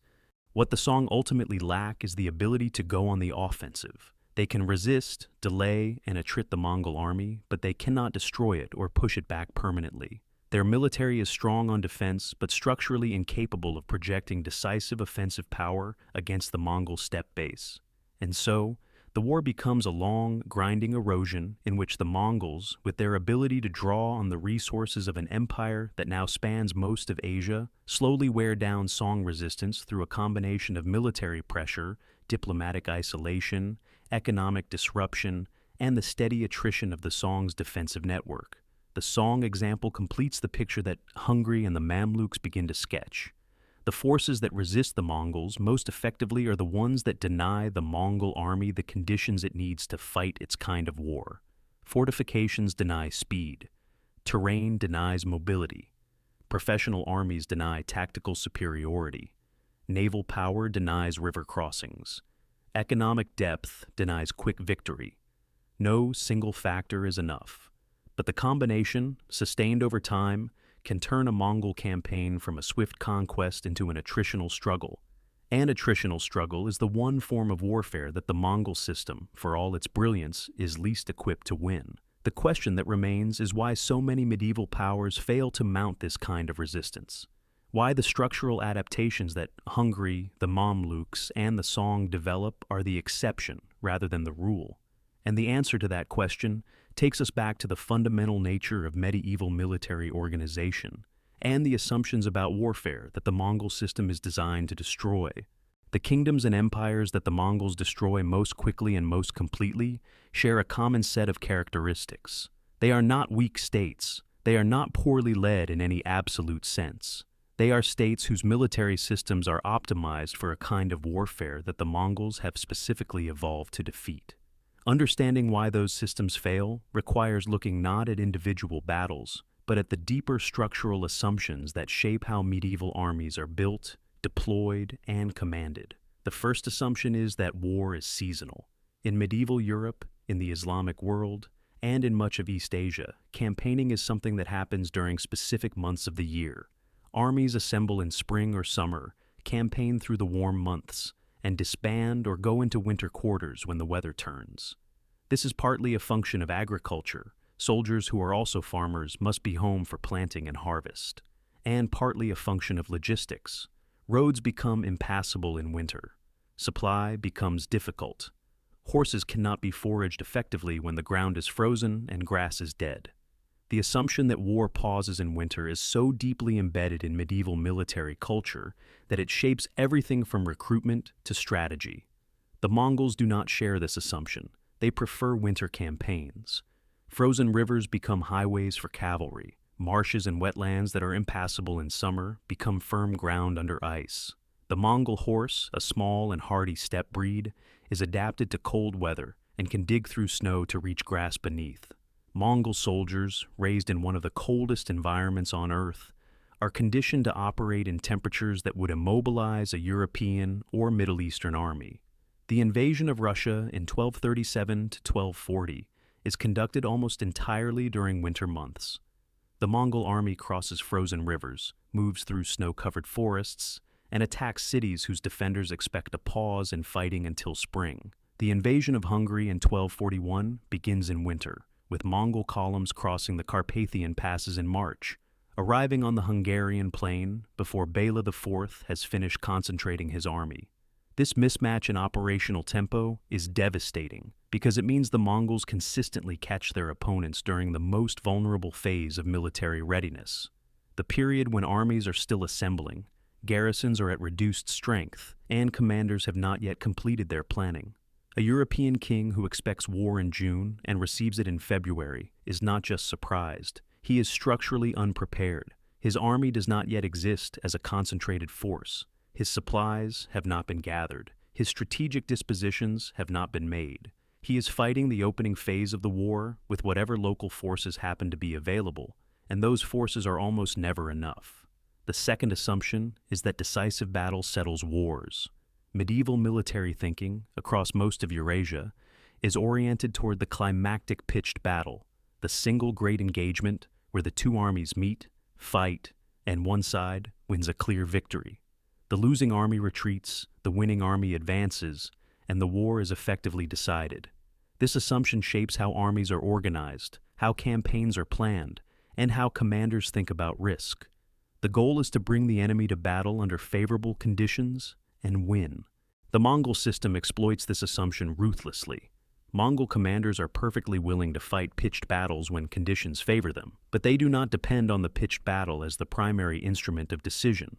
Instead, they use a combination of maneuver, raiding, deception, and psychological warfare to destroy the enemy's ability to fight before the decisive battle ever occurs. They ravage the countryside to deny supplies. They massacre populations to create refugee flows that overwhelm the defenders' logistics. They send detachments to threaten multiple objectives simultaneously, forcing the enemy to disperse. They feign retreats to draw the enemy into ambushes. They use speed to arrive at critical points before the enemy can concentrate.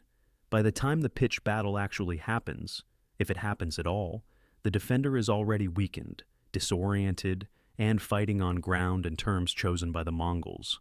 At Mohi, the Hungarian army arrives at the Sajo River, believing it has found the enemy and can force a decisive battle. In fact, Subutai has already shaped the entire situation. The Hungarians are camped in a position that Subutai has maneuvered them into, with the river on one side and open ground on the others. The Mongol night crossing of the river, the simultaneous flanking movement downstream, and the encirclement of the Hungarian camp are all executed according to a plan that has been developing for days. The Hungarians think they are initiating a battle. They are actually walking into an operation that is already in its final phase. The third assumption is that fortified borders provide security.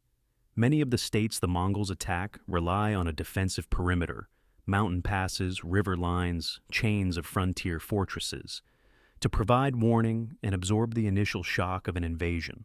The logic is straightforward. The frontier slows the enemy down, the border garrisons fight delaying actions, and the main army has time to assemble and march to meet the threat. The Mongols defeat this logic through a combination of intelligence and speed. They know before they attack where the gaps in the frontier are.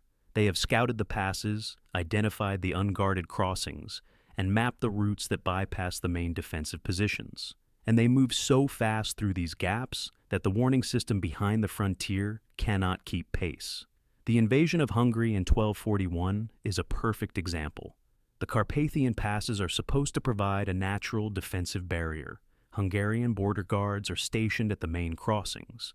But the Mongol army crosses through multiple passes simultaneously, some of which are lightly guarded or unguarded, and advances so rapidly that the frontier garrisons are overrun before they can send effective warning to the interior. The border defense does not fail because it is poorly designed for a normal enemy. It fails because the Mongol rate of advance is faster than the speed at which information travels through the Hungarian warning system. The same pattern repeats in the Jin dynasty's border defenses, in the Khwarezmian frontier, and in the Russian principalities. In each case, the defending state has a border defense system that would be adequate against a conventional enemy operating at conventional speed. Against the Mongols, the border is penetrated before the defense can activate. The fourth assumption, and this one is perhaps the most consequential, is that military strength is measured primarily by the size and quality of the field army. Medieval rulers think about war in terms of how many soldiers they can put in the field, and how well those soldiers are equipped and trained. A king with 80,000 men believes he is stronger than an invader with 40,000. This is a reasonable assumption in most medieval conflicts, where battles are won by the side that brings more men, better armor, and heavier cavalry to the point of contact. Against the Mongols, numerical superiority at the point of contact is almost meaningless because the Mongols control where the point of contact occurs. Their speed and intelligence advantages mean that they choose when and where to fight. They concentrate their forces against isolated detachments of the enemy, achieve local superiority even when they are outnumbered overall, and then disperse before the enemy can bring his full strength to bear. Shah Muhammad of Khwarezm has 300,000 soldiers. The Mongols have perhaps 150,000. But Muhammad's soldiers are spread across dozens of garrisons, and the Mongol force concentrates against each garrison in turn, achieving overwhelming local superiority at every point of contact. The aggregate numbers are irrelevant. What matters is the ratio of forces at each individual engagement, and the Mongol system of maneuver ensures that this ratio almost always favors the Mongols. This is why simply raising a bigger army is not an effective counter to the Mongol threat. The Hungarians at Mohi have a larger army than the Mongol force they face. The Jin dynasty fields armies that vastly outnumber the Mongol invaders.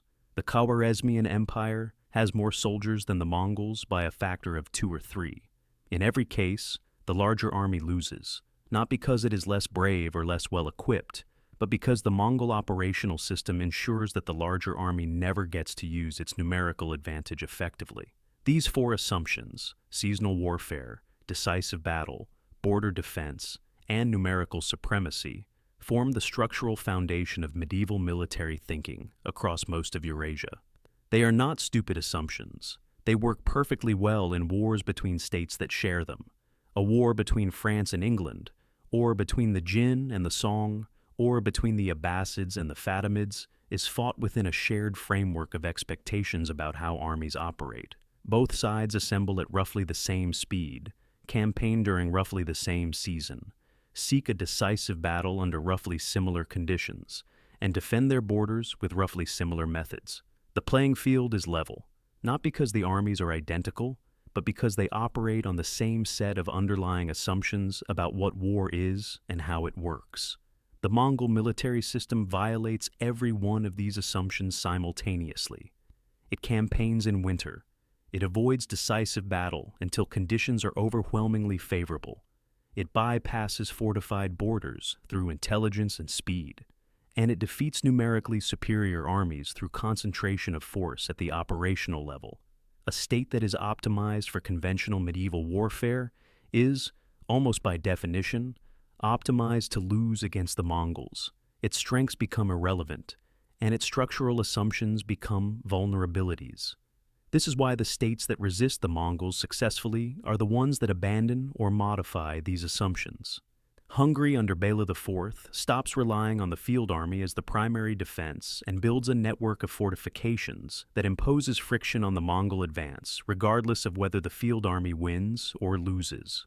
The Mamluks field a professional standing army that is available year-round, eliminating the seasonal readiness gap. The Song dynasty uses geography, naval power, and dense urban fortification to deny the Mongols the open field conditions they need. In each case, the successful defender has identified which of the conventional assumptions is most dangerous and has restructured its military system to eliminate that vulnerability. The states that fail, the Khwarezmian Empire, the Russian principalities, the Abbasid Caliphate, the Jin dynasty and its early campaigns, are the ones that fight according to their existing assumptions and discover, too late, that those assumptions are fatal. They are not defeated by a superior culture or an invincible warrior race. They are defeated by a military system that has been engineered over decades of refinement to exploit the specific structural weaknesses of conventional medieval armies.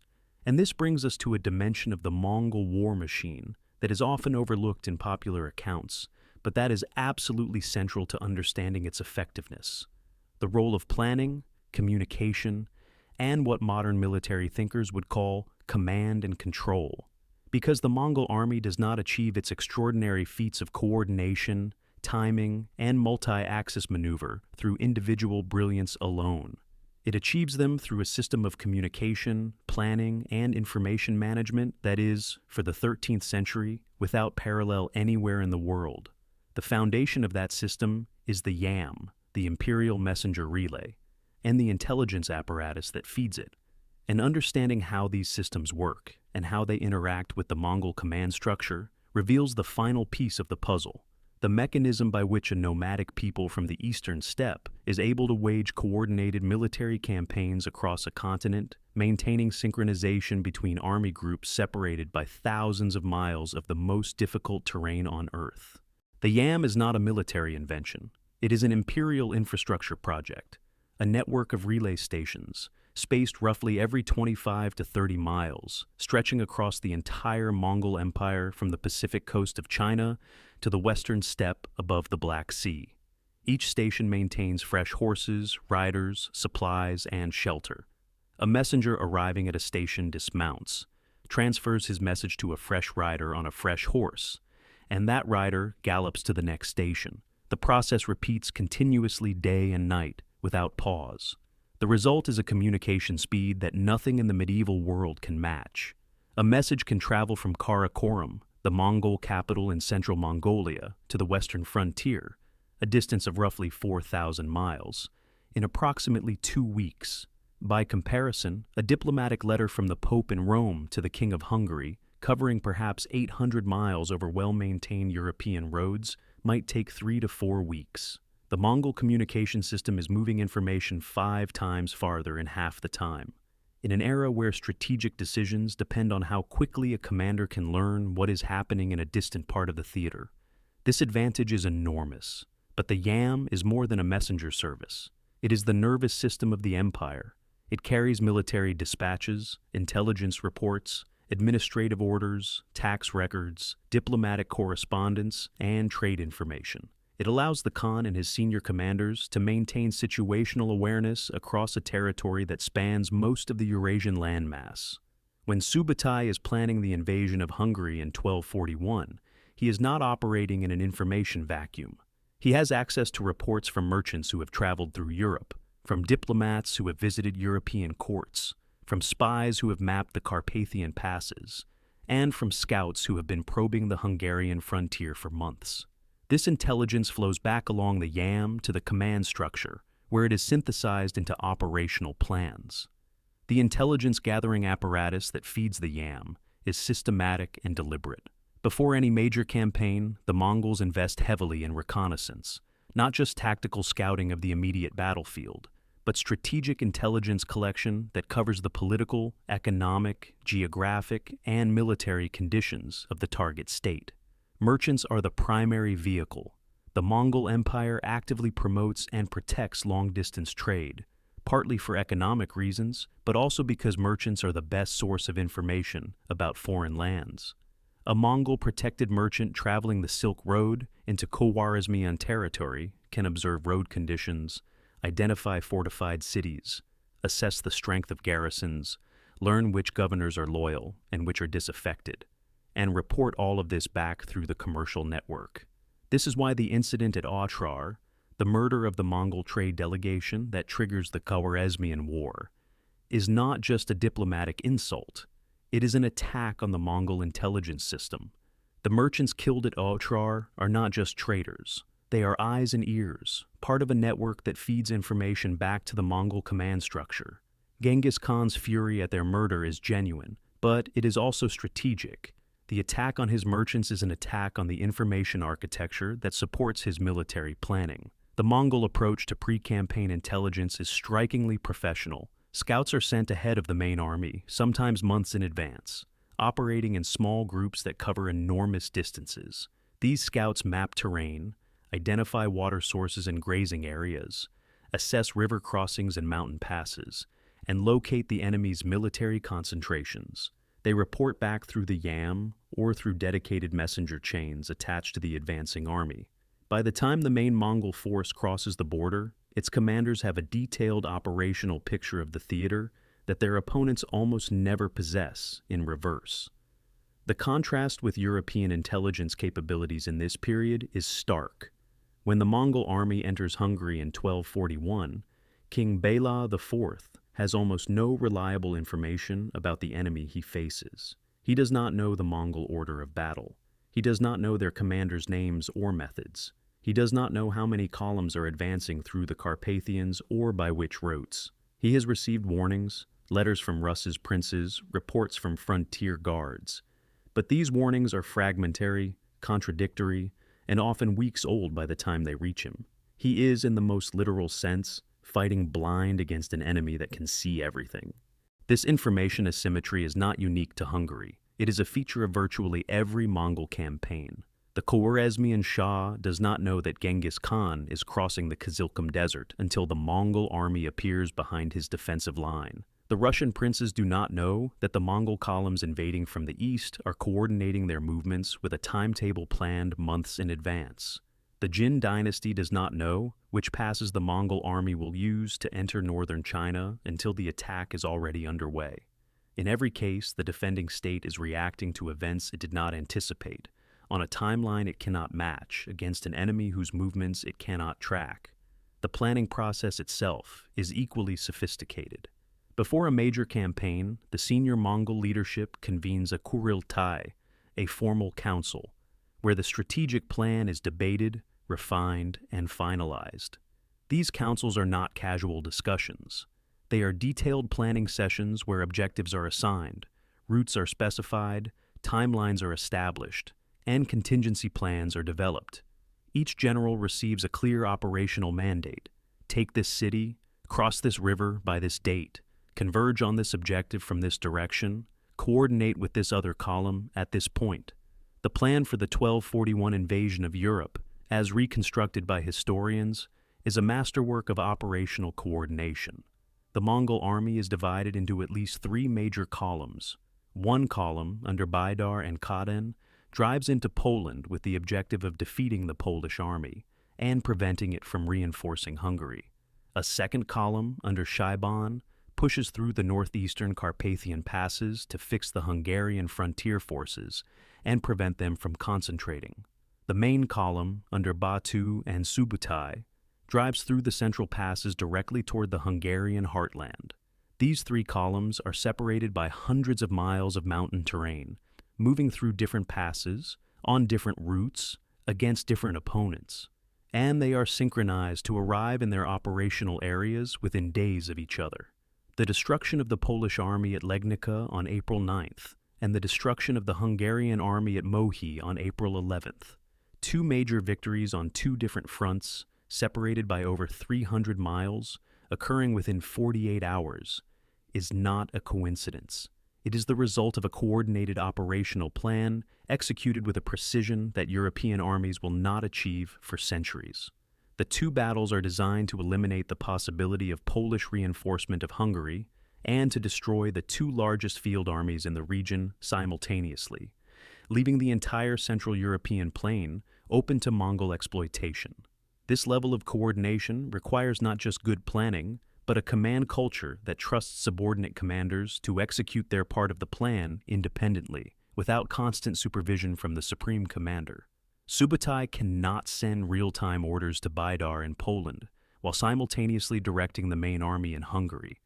The distances are too great, and the situation is too fluid. Instead, the plan is detailed enough that each commander knows what is expected of him, and has the authority and the judgment to adapt to local conditions, while still achieving the overall objective.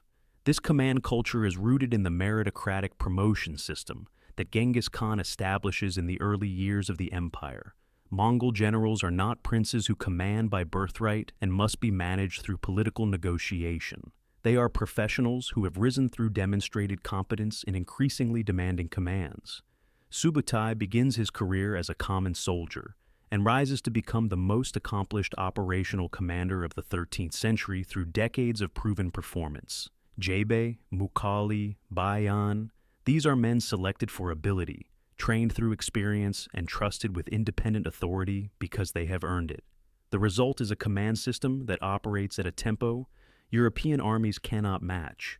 A European king and council with his feudal lords must negotiate, persuade, and manage competing interests before issuing orders that then travel slowly through a fragmented chain of command. A Mongol general receives a strategic directive, develops his operational approach, and executes with the confidence that his fellow commanders on other axes of advance are doing the same, according to the shared plan they developed together before the campaign began. This system is not infallible. Mongol generals make mistakes. Campaigns go wrong. The planned invasion of Japan in 1274 and again in 1281 fails catastrophically, partly due to typhoons, but also due to poor amphibious planning and the difficulty of projecting steppe-based military power across open ocean. The campaigns in Southeast Asia, Vietnam, Burma, Java, produce mixed results, as tropical terrain, disease, and the logistical challenges of operating far from the steppe degrade Mongol effectiveness. And as the empire fragments in the late 13th and 14th centuries, the unified command structure that makes continental-scale coordination possible begins to break down as rival khanates pursue their own interests, and the centralized planning apparatus weakens. But in the period of peak Mongol military effectiveness, roughly 1209 to 1260, the combination of the YAM, the intelligence network, the Kurultai planning process, and the meritocratic command culture produces a capacity for coordinated multi-theater operations that is genuinely without precedent in the medieval world. No other state can move information as fast, plan at this scale, or trust subordinate commanders to this degree. And this organizational superiority is, in many ways, more important than the tactical advantages of the composite bow or the steppe horse, because it is the organizational system that allows those tactical advantages to be applied at the strategic level across continental distances. A single Mongol two-men of 10,000 horse archers is a formidable tactical force, but not an unstoppable one. A heavy cavalry charge at the right moment, in the right terrain, can defeat a two-man. Fortifications can stop it. River lines can delay it. What makes the Mongol army devastating is not any single engagement, but the ability to coordinate multiple two-mans across multiple axes of advance, maintaining synchronization over hundreds or thousands of miles, concentrating force at decisive points while the enemy is still trying to figure out where the main threat is coming from. That capability is an organizational achievement, not a tactical one, and it is the capability that medieval armies, with their fragmented command structures, slow communications, and seasonal operating tempo, are least equipped to counter. The organizational dimension also explains something that puzzles many casual observers of Mongol history: how the empire sustains its military effectiveness across such diverse theaters and terrain types. The Mongol army that fights in the forests of Russia is not the same force in composition or method as the army that fights in the rice paddies of southern China or the deserts of Persia. The system adapts. It incorporates local troops, adopts local technologies, and modifies its operational approach to fit the terrain. Chinese siege engineers in Persia, Korean shipbuilders for the Japan campaigns, Turkic auxiliary cavalry in the Europe, Persian administrators managing conquered territories in Central Asia. The Mongol system is not a fixed doctrine. It is a framework flexible enough to absorb and deploy whatever capabilities the current theater demands. This adaptability is itself a product of the command culture. Mongol generals are expected to solve problems, not follow a rigid playbook. When Subutai encounters the stone castles of Hungary for the first time, he does not have a pre-existing doctrine for dealing with them. He adapts, using siege techniques learned in China, employing prisoners as forced labor, and applying the operational approach of bypassing strongpoints when direct assault is too costly. When Kublai Khan's generals face the Song Navy on the Yangtze, they do not abandon the campaign because the Mongol army has no naval tradition. They build a navy, recruit sailors from conquered territories, and learn a new form of warfare through trial and error. This capacity for adaptation is the final structural advantage that separates the Mongol military system from its medieval opponents. Most medieval armies fight the way they have always fought, because their military structures, feudal obligations, knightly traditions, tribal customs, resist change. The Mongol army fights the way the current situation demands because its command culture values results over tradition, and its organizational structure is flexible enough to incorporate new methods rapidly. The combination of all these factors, speed, intelligence, coordination, adaptability, unified command, meritocratic leadership, and the communication infrastructure to tie them all together, creates a military system that is not just incrementally better than its opponents, but qualitatively different. It operates in a different dimension of warfare, one where information, tempo, and organizational coherence matter more than raw numbers, individual valor, or the weight of armor. And this is ultimately why medieval armies cannot stop the Mongols. Not because the Mongols are superhuman, but because the medieval military systems they face are structurally incapable of competing on the terms the Mongol system imposes. To resist the Mongols, a state must change the terms. It must deny the conditions that the Mongol system requires to function. Fortification denies speed. Professional armies deny the readiness gap. Combined arms deny tactical superiority. Geography and naval power deny mobility. Intelligence networks deny the information advantage. The states that make these changes survive. The states that do not are destroyed. And the difference between the two outcomes is never a matter of courage or divine favor. It is a matter of structural adaptation, the willingness and ability to recognize that the old way of fighting is not just insufficient, but fundamentally incompatible with the threat, and to rebuild accordingly. The story of that rebuilding and the broader legacy of the Mongol military revolution for the future of warfare is where the final chapters of this account must turn. But the Russian campaign also reveals something that becomes increasingly important as the Mongol Empire matures: the challenge of holding what has been conquered. Destroying a field army and sacking a city is one operation. Governing the conquered territory, extracting resources from it, and maintaining control over a hostile population is an entirely different operation, requiring different skills, different structures, and different resources. The Mongols solve this problem in Russia through a system of indirect rule that becomes the model for the Golden Horde. They do not attempt to occupy every city with Mongol garrisons. Instead, they install compliant local rulers, Russian princes who submit to Mongol authority, pay tribute, provide military contingents when demanded, and travel to the Mongol court to receive confirmation of their positions. The princes who cooperate are supported and protected. Those who resist are replaced, sometimes killed. The system works because it leverages existing administrative structures rather than replacing them. The Mongols do not need to learn Russian governance. They need only to control the Russian governors. This approach is pragmatic and effective, but it also creates vulnerabilities. Indirect rule depends on the compliance of local elites, and that compliance depends on the credible threat of Mongol military force. As long as the Golden Horde can project power, as long as it can send an army to punish a rebellious prince or destroy a defiant city, the system holds. When that ability weakens, as it eventually does in the 14th and 15th centuries due to internal fragmentation, plague, and the rising power of Moscow, the system begins to unravel. The contrast between the Mongol approach to conquered Russia and the situation in other theaters is revealing. In Persia, Hulagu establishes the Ilkhanate and rules through a more direct administrative apparatus, drawing on the sophisticated Persian bureaucratic tradition. In China, Kublai Khan creates the Yuan dynasty and governs through a hybrid system that combines Mongol military authority with Chinese administrative institutions. In each case, the Mongols adapt their governance model to the local context, just as they adapt their military methods to the local terrain and enemy. But the common thread across all these theaters is that conquest alone is not enough.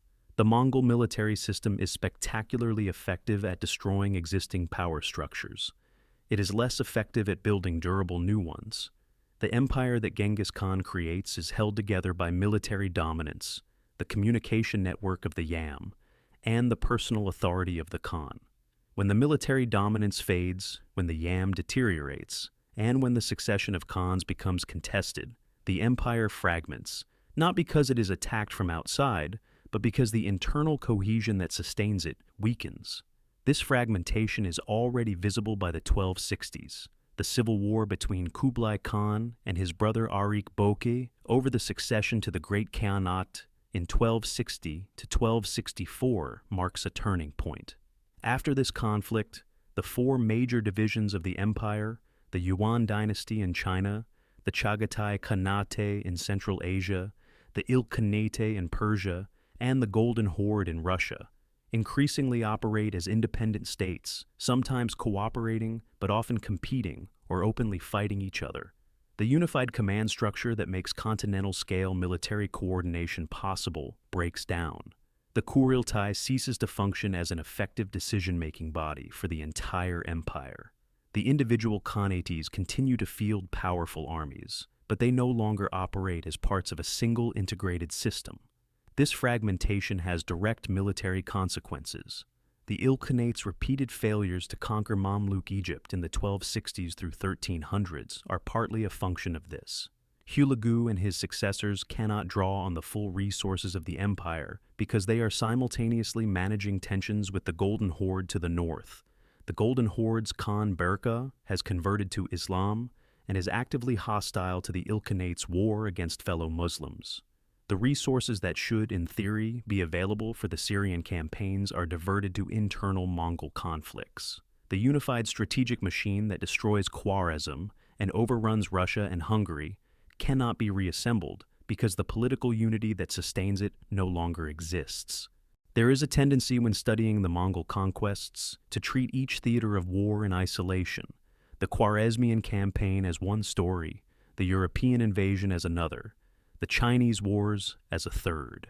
But the full weight of what the Mongol military system achieves only becomes clear when you consider the scale of simultaneous and overlapping operations across the entire empire. Because the Mongols are not fighting one war at a time, they are fighting several on opposite ends of the largest contiguous land empire in human history, and they are sustaining these campaigns for decades.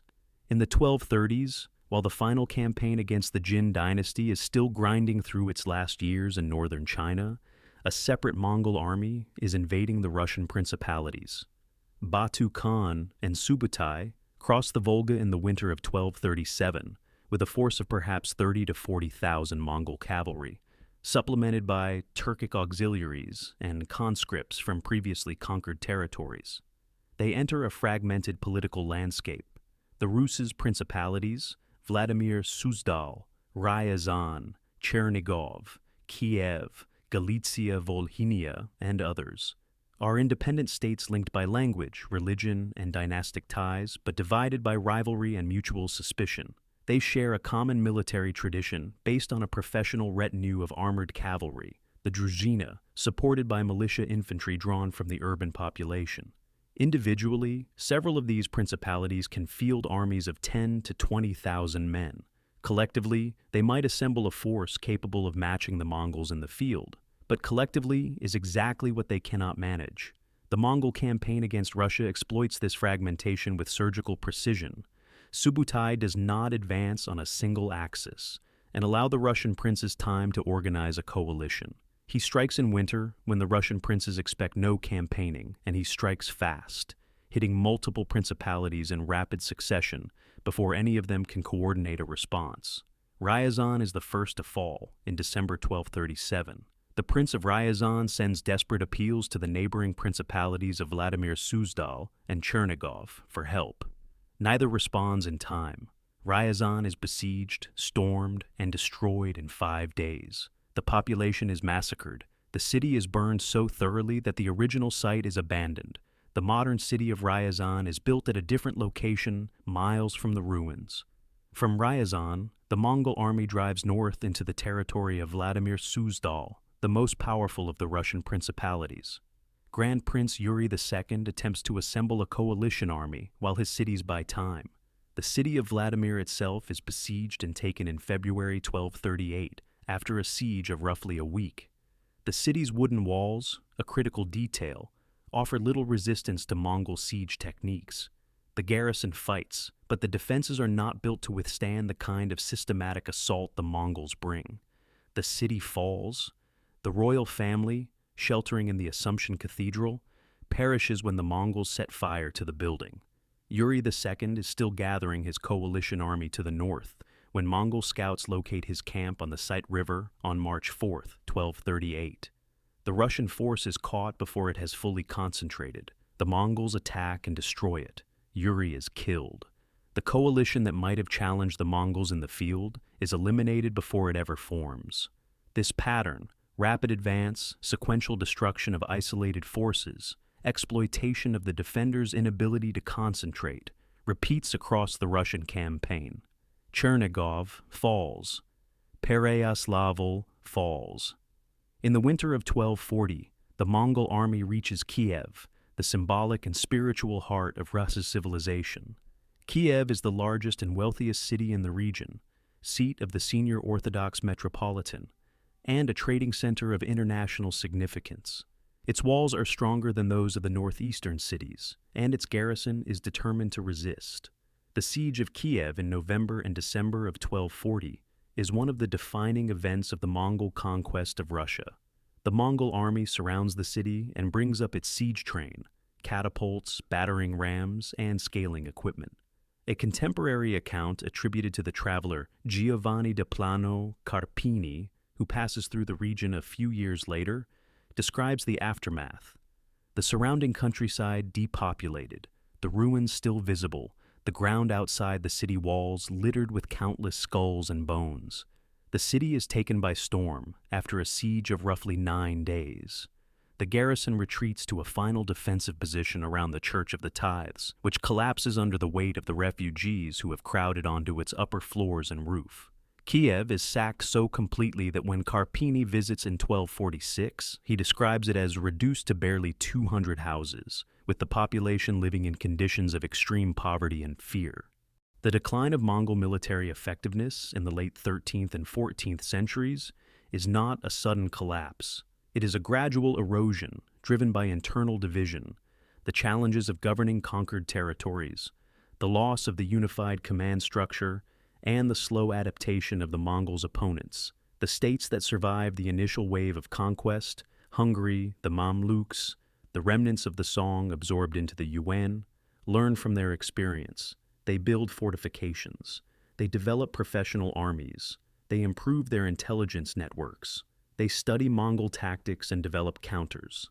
The advantage gap narrows, slowly but steadily, until the Mongol armies that once seemed invincible become merely one military power among several. But before that decline reaches its conclusion, there is one more dimension of the Mongol war machine that needs examination, the dimension that is perhaps least understood and most frequently misrepresented in popular accounts. It is the role of terror, destruction, and psychological warfare in Mongol strategy, and the question of whether the famous Mongol brutality is mindless savagery or calculated operational method. The destruction of Kiev is not just a military event. It is a civilizational rupture. Kiev has been the cultural and political center of the East Slavic world for centuries. Its destruction effectively ends the Kievan Rus as a political entity and shifts the center of Russian civilization northward and eastward, a process that will eventually lead to the rise of Moscow as the dominant Russian state, partly because Moscow's princes learned to navigate the Mongol political system more effectively than their rivals. The Russian campaign demonstrates, with brutal clarity, every element of the Mongol operational system working at peak effectiveness. Winter campaigning catches the defenders at their most vulnerable. Speed prevents coalition formation. Intelligence identifies the location of the defending army before it can concentrate. Sequential destruction of isolated forces negates the defenders' aggregate numerical advantage. And the weakness of Russian fortifications, primarily wooden walls that can be breached by fire and battering, denies the defenders the one structural factor that might have slowed the Mongol advance. This last point is critical and connects directly to the Hungarian experience. Russian cities in the 13th century are, with very few exceptions, fortified with wooden walls and earthen ramparts. These defenses are effective against raiding parties and small-scale attacks, but they cannot withstand a systematic siege by an army equipped with catapults, battering rams, fire arrows, and the engineering expertise to conduct mining operations. A stone castle or a city with stone walls imposes a fundamentally different challenge on a besieging force. Stone does not burn, it requires heavy machinery to breach, and mining operations against stone foundations are slower and more dangerous. The absence of widespread stone fortification across the Russian principalities means that every city the Mongols encounter can be taken relatively quickly, and the cumulative time cost of reducing multiple fortified positions, the factor that will save Hungary in 1285, never becomes a significant drag on the Mongol campaign timeline. The contrast with Hungary's post-1241 fortification program is direct and instructive. Bela IV's castle-building campaign is, in part, a response to exactly this observation. Wooden walls are not enough. Stone is necessary. And the investment in stone fortification pays off not through any single dramatic siege, but through the aggregate effect of hundreds of fortified points, each one imposing a time cost on the attacker, each one providing shelter for the local population, and each one serving as a potential base for counterattack. The Russian principalities in 1237 have nothing comparable. Their cities fall in days, and the intervals between the fall of one city and the siege of the next are so short that no defensive response can be organized.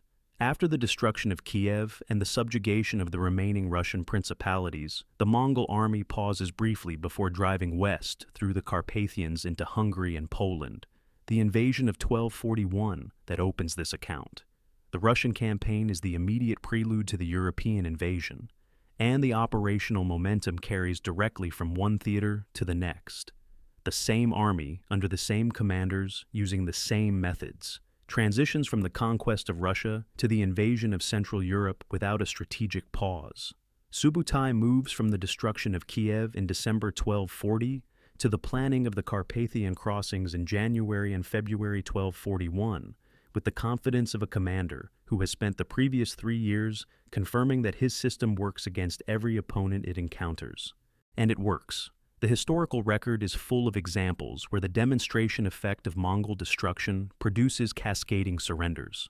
During the Khwarezmian campaign, after the fall of Bukhara and Samarkand, the rate of voluntary submission by other cities accelerates dramatically.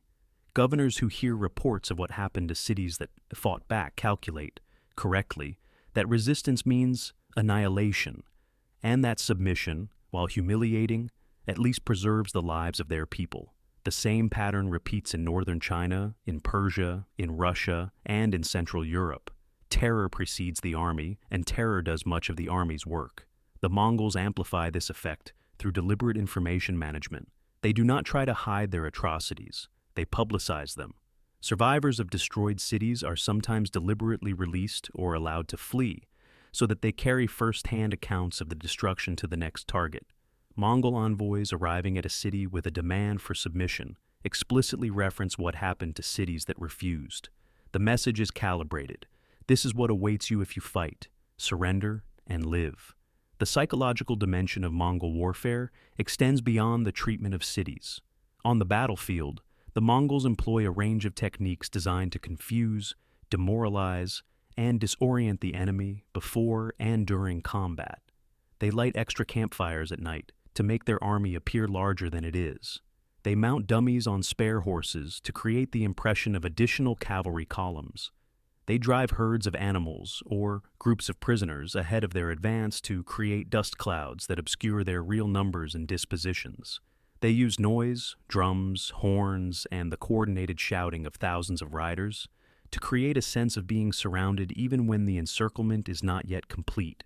These techniques are not sophisticated in a technological sense. They require no special equipment or advanced engineering, but they are systematically applied and tactically effective because they target the one vulnerability that every medieval army shares: the difficulty of maintaining accurate situational awareness on a chaotic and fast-moving battlefield.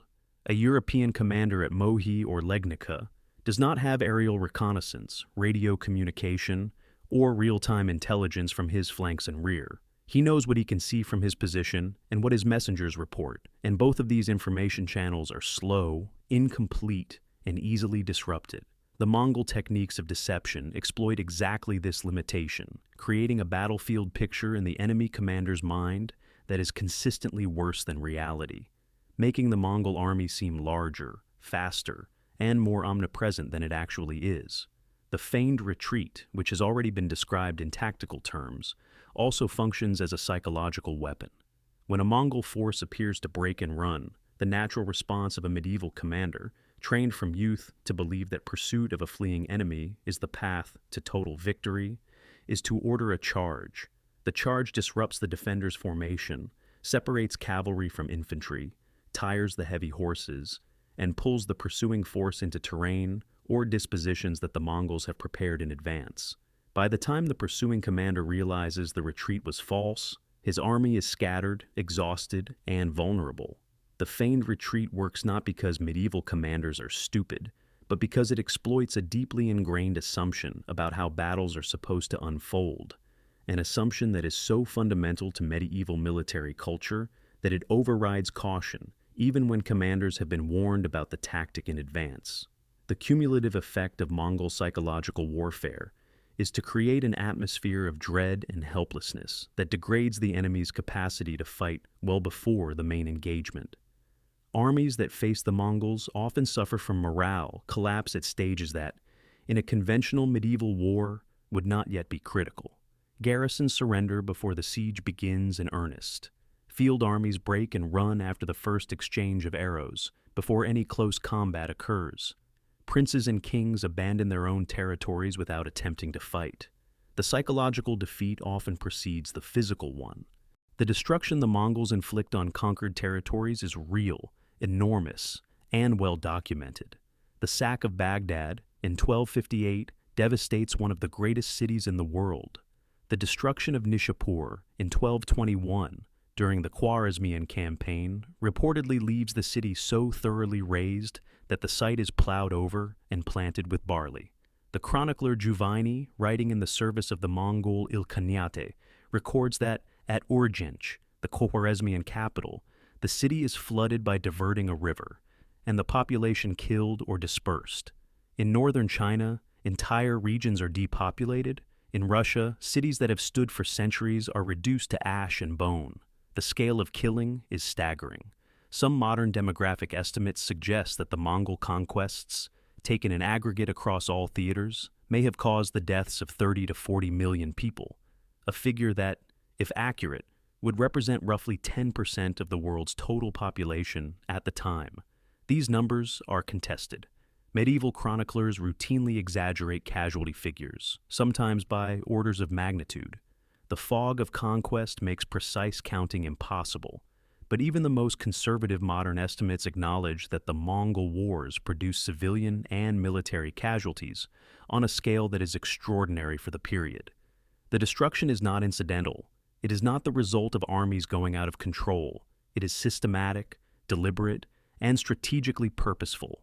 The Mongol approach to the treatment of conquered populations follows a clear and consistent logic that is applied across every campaign, in every theater, with remarkably little variation.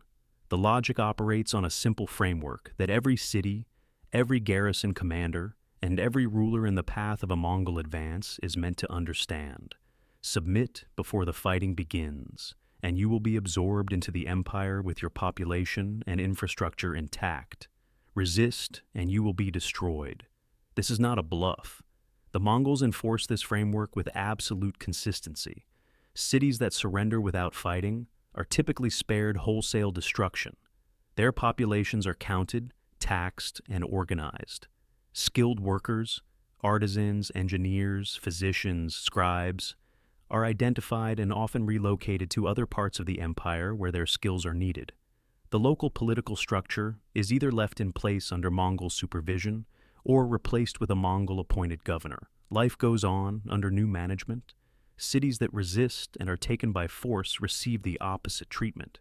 The population is driven out of the city. Soldiers and able-bodied men are typically killed. Women and children may be enslaved or distributed among the Mongol troops. Skilled artisans are separated and conscripted. The remaining civilian population may be massacred, or it may be organized into forced labor battalions and driven ahead of the Mongol army to serve as human shields, fill moats, carry equipment, and absorb the arrows and bolts of the next city's defenders during the approach to the walls. The city itself is looted and often burned. The critical point is that this policy is not random cruelty. It is an operational strategy designed to minimize Mongol casualties and accelerate the pace of conquest. Every city that surrenders without a fight is a city the Mongol army does not have to besiege, storm, and garrison. Every city that witnesses the destruction of a neighbor that resisted is a city more likely to open its gates. The terror is a force multiplier. It does the work of entire army corps by breaking the will to resist before the Mongol vanguard even arrives. But there are limits to terror as a strategy, and those limits become apparent in precisely the theaters where the Mongols struggle most. The Mamluks at Ain Jalut are not intimidated by the Mongol reputation, because their own military culture values martial discipline, and because their intelligence network gives them an accurate picture of the Mongol force they face. Not an exaggerated nightmare, but a concrete enemy with specific strengths, specific weaknesses, and a specific number of soldiers. The Song dynasty, behind its river lines and stone walls, cannot be terrorized into submission because the population has defensible positions to retreat to, and the government has the administrative capacity to maintain morale and supply even under sustained military pressure. Hungary after 1260, with its network of stone castles, cannot be terrorized in the same way it was in 1241, because the population now has shelter, and the garrison forces have defensible bases from which to operate. Terror works best against targets that are psychologically and structurally unprepared, states that have never encountered the Mongol system, populations that have no fortified refuge, and armies that have no doctrine for dealing with the tactical and operational methods the Mongols employ. Once a target adapts, once the surprise is gone, the fortifications are built, the intelligence is gathered, and the military system is reformed, the terror premium diminishes rapidly. The Mongol army is still dangerous, still effective, still formidable, but it is no longer apocalyptic. It becomes a military problem that can be analyzed, planned against, and countered. This is the essential arc of the Mongol military story, an initial period of overwhelming dominance, driven by a system so far ahead of its opponents that resistance seems impossible, followed by a gradual narrowing of the advantage gap as opponents learn, adapt, and restructure. The Mongols do not stop being effective, they stop being invincible. And the difference between those two conditions is the difference between a force that conquers the world and a force that is eventually contained. The timeline of that containment varies by theater. In the Middle East, the Mamluks effectively stop Mongol expansion at Ain Jalut in 1260 and maintain their defensive boundary for decades thereafter. In Eastern Europe, the Hungarian defensive reforms of the 1250s and 1260s produce results by the 1280s, when the second invasion fails. In China, the Song resist for 45 years before being overwhelmed, and even after the Yuan dynasty is established, the Mongol rulers face persistent resistance, rebellion, and administrative challenges that ultimately contribute to the dynasty's collapse in 1368. In Southeast Asia, the Mongol campaigns of the late 13th century produce limited results. The invasions of Vietnam in 1285 and 1288 are both defeated, partly through guerrilla resistance and partly through the same combination of terrain, climate, and logistical difficulty that limits Mongol effectiveness in southern China. The Vietnamese resistance under the Tran dynasty is particularly instructive because it combines several of the elements that prove effective against the Mongols in other theaters. The Tran commanders, particularly the general Tran Hung Dao, avoid pitched battle in the open, where Mongol cavalry would be decisive. They trade territory for time, allowing the Mongol army to advance deep into Vietnam, where the tropical climate, disease, and difficult terrain degrade the invaders' strength. They attack supply lines and communication routes rather than the main Mongol force. They use the river systems of the Red River Delta to limit Mongol mobility and to employ their own naval forces, including the famous use of iron-tipped wooden stakes driven into the Bak Dang River to trap and destroy a Mongol fleet during the withdrawal of the 1288 campaign. The Vietnamese approach is not a single brilliant stratagem. It is a comprehensive defensive strategy built on an accurate assessment of the Mongol system's vulnerabilities: overextended supply lines, vulnerability to disease in unfamiliar climates, difficulty operating in riverine and forested terrain, and dependence on a campaign tempo that the defenders deliberately disrupt through avoidance and attrition.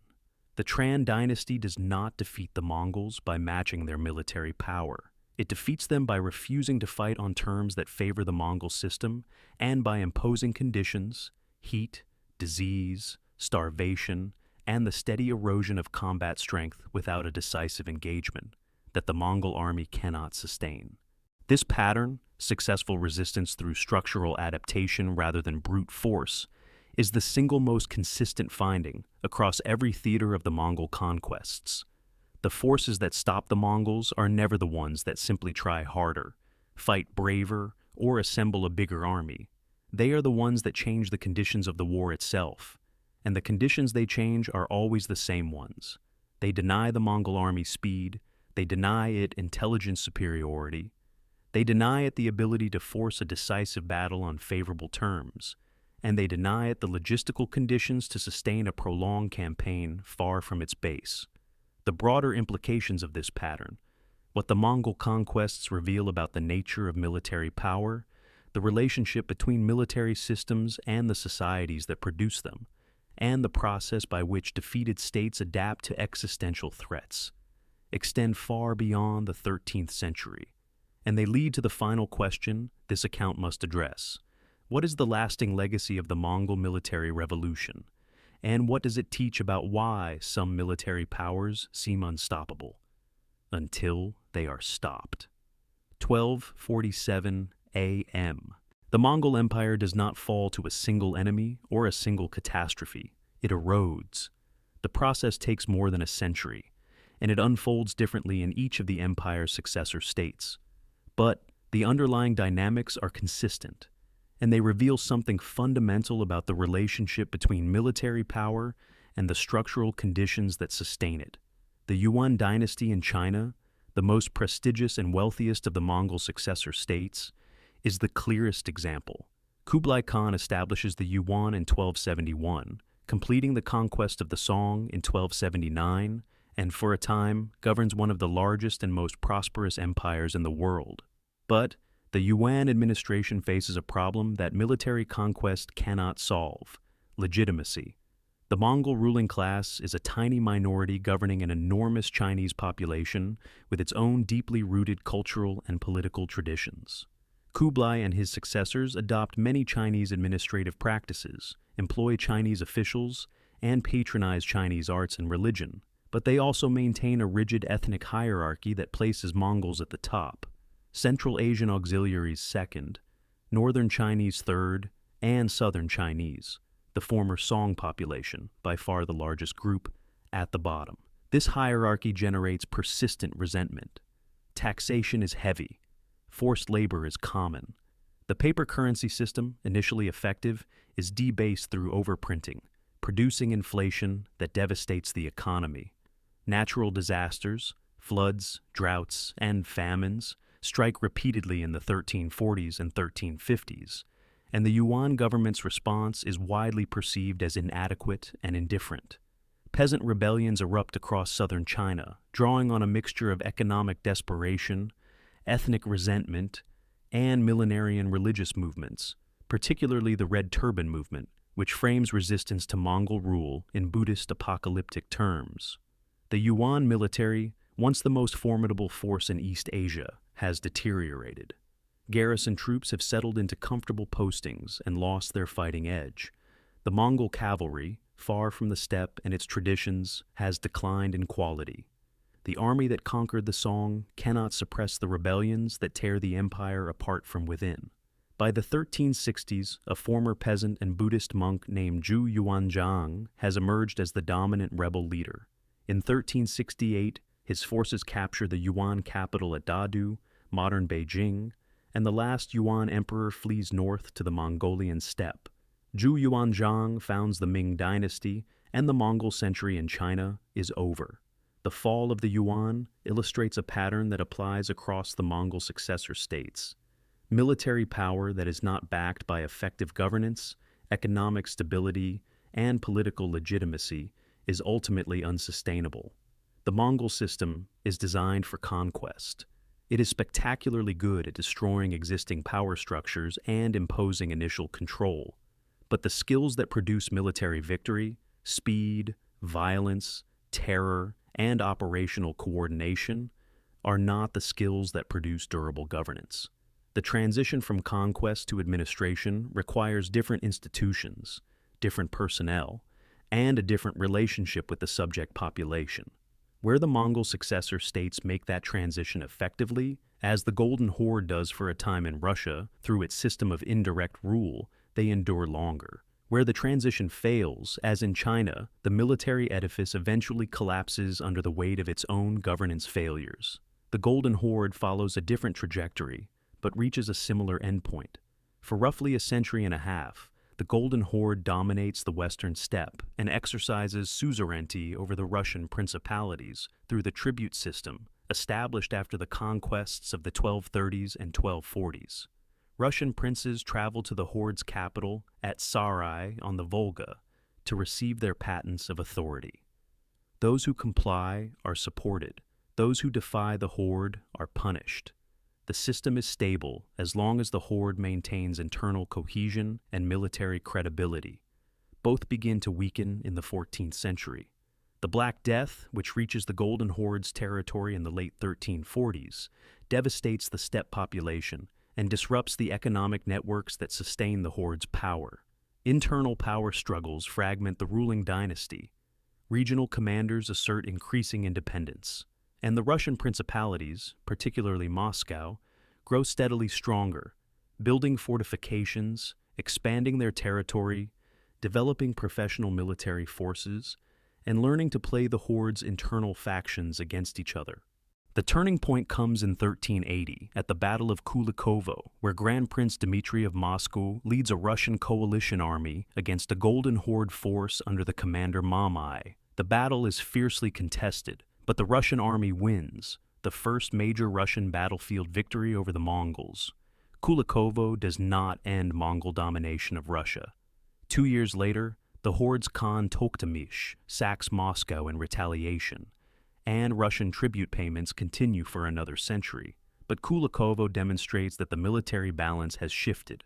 The Mongol cavalry, once invincible on the open steppe, can be defeated by a Russian army that has adapted its tactics, improved its equipment, and developed the organizational capacity to field a large, coordinated force. The Golden Horde continues to fragment throughout the 15th century, splitting into the Khanats of Kazan, Astrakhan, Crimea, and Sibir. Moscow continues to consolidate power. In 1480, Grand Prince Ivan III of Moscow refuses to pay tribute to the Great Horde, the rump successor of the Golden Horde, and the two armies face each other across the Ugra River in what is known as the Great Stand on the Ugra.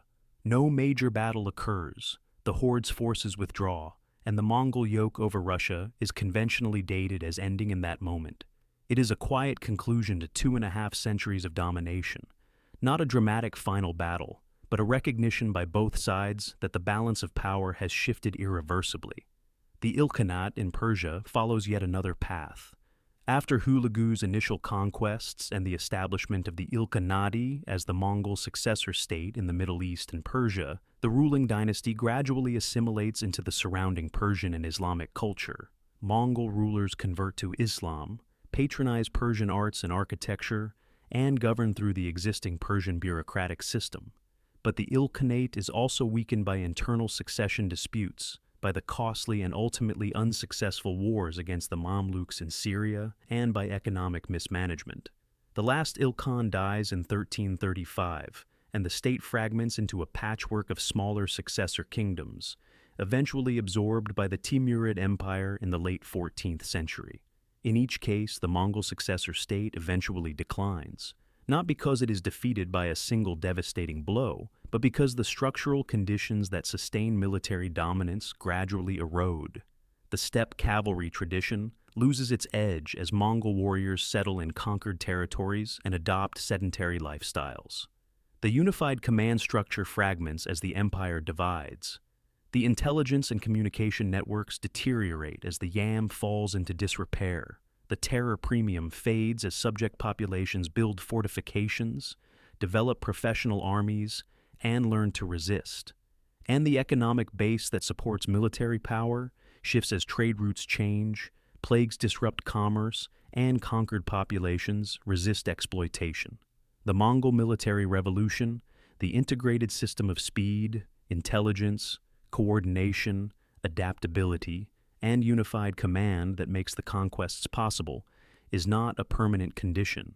It is a product of specific historical circumstances, the unification of the steppe under a single leader, the development of a meritocratic command culture, the creation of an imperial communication network, and the exploitation of a technological and organizational gap between the Mongol system and its opponents.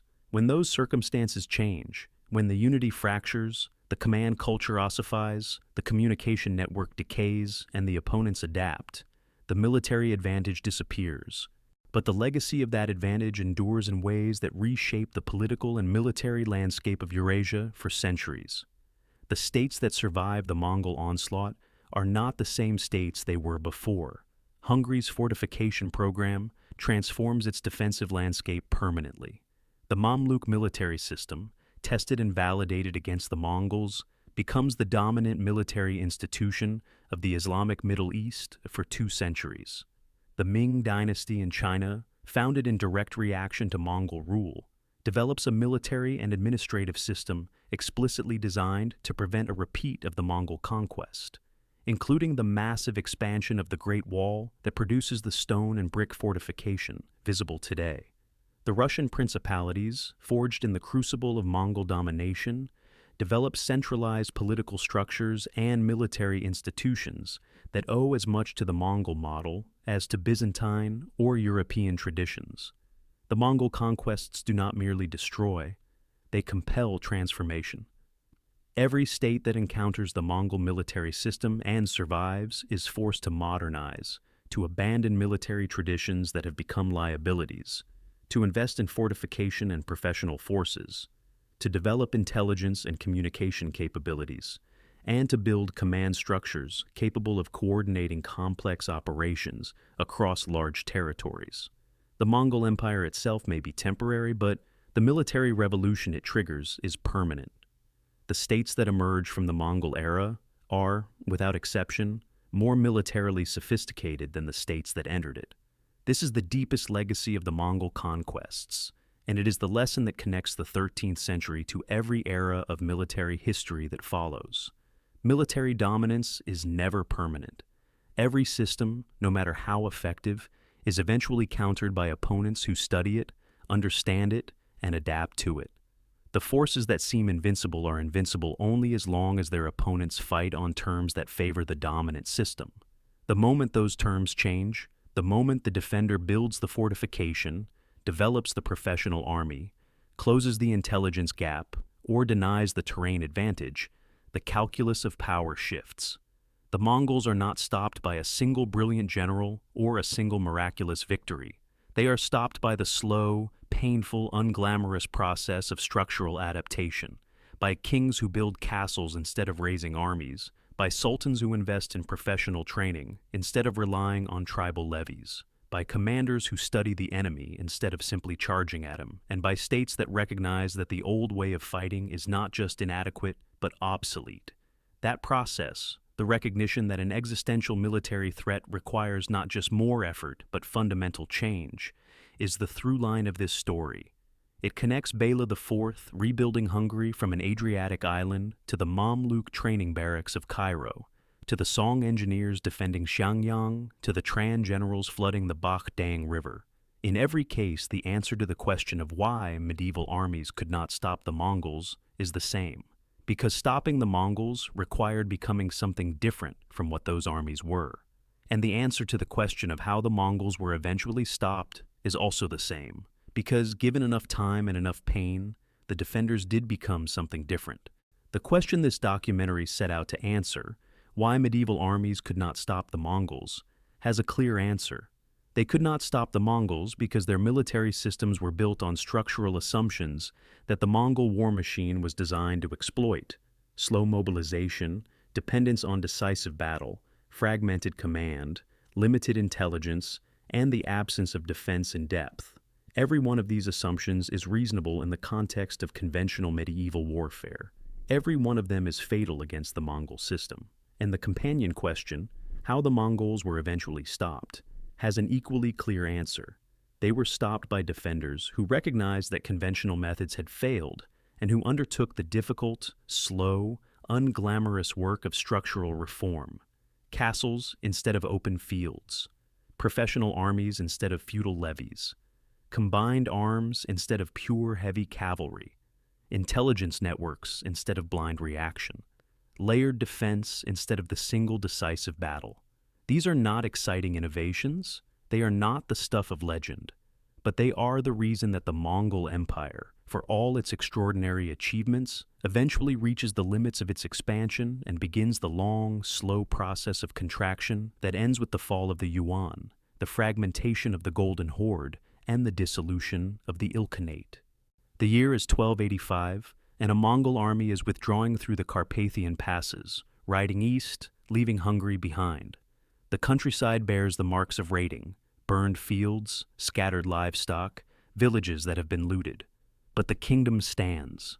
The castles are intact. The field army is intact. The population, sheltered behind stone walls that did not exist 40 years earlier, has survived. Hungary is damaged but not destroyed. The contrast with 1241 could not be sharper. 44 years separate these two invasions. In the first, Hungary is overrun in weeks. Its army is annihilated. Its king flees to the Adriatic. Perhaps a quarter of its population dies. In the second, the Mongol force penetrates Hungarian territory, raids for several weeks, fails to reduce the fortified positions that now dot the landscape, fails to bring the Hungarian army to a decisive battle on favorable terms, and withdraws without having achieved any strategic objective. The same people, the same geography, the same enemy. A completely different result. That difference is not explained by luck. It is not explained by a change in Mongol capability. The Golden Horde in 1285 is still a formidable military power, and its cavalry is still among the most effective mounted forces in the world. It is not explained by some technological miracle or the arrival of a secret weapon. It is explained by 20 years of deliberate, systematic structural reform. The castle-building program, the integration of Cuman light cavalry, the reorganization of frontier defense, the development of a combined arms doctrine that refuses to stake everything on a single engagement.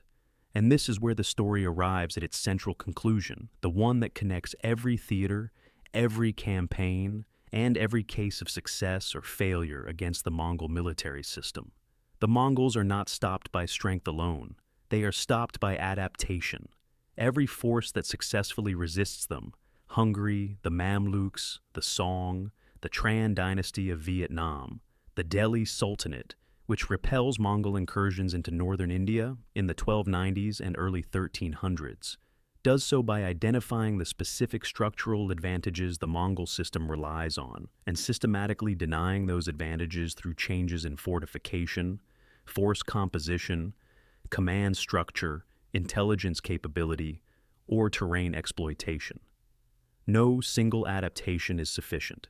The successful defenders combine multiple structural changes, applied consistently over years or decades, to shift the balance of the contest from one that overwhelmingly favors the Mongol system to one that the defenders can survive and, eventually, win.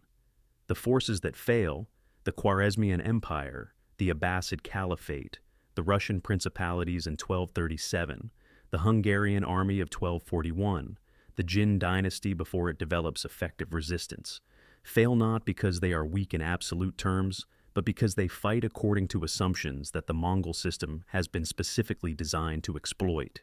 They rely on seasonal mobilization against an enemy that campaigns year-round. They depend on fortified borders against an enemy that bypasses borders through intelligence and speed. They stake everything on the decisive pitch battle against an enemy that controls when and where battle occurs. They measure strength by the size of the field army against an enemy that defeats large armies through concentration of force at the point of contact.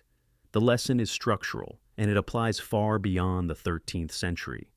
Military dominance is always conditional. It depends on a set of circumstances, technological, organizational, geographic, political, that can be changed.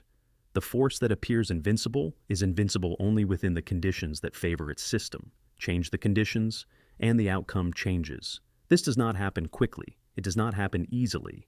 It requires clear-eyed analysis of why the existing system is failing, the institutional capacity to implement fundamental reforms, and the political will to sustain those reforms over the years or decades they require to take effect.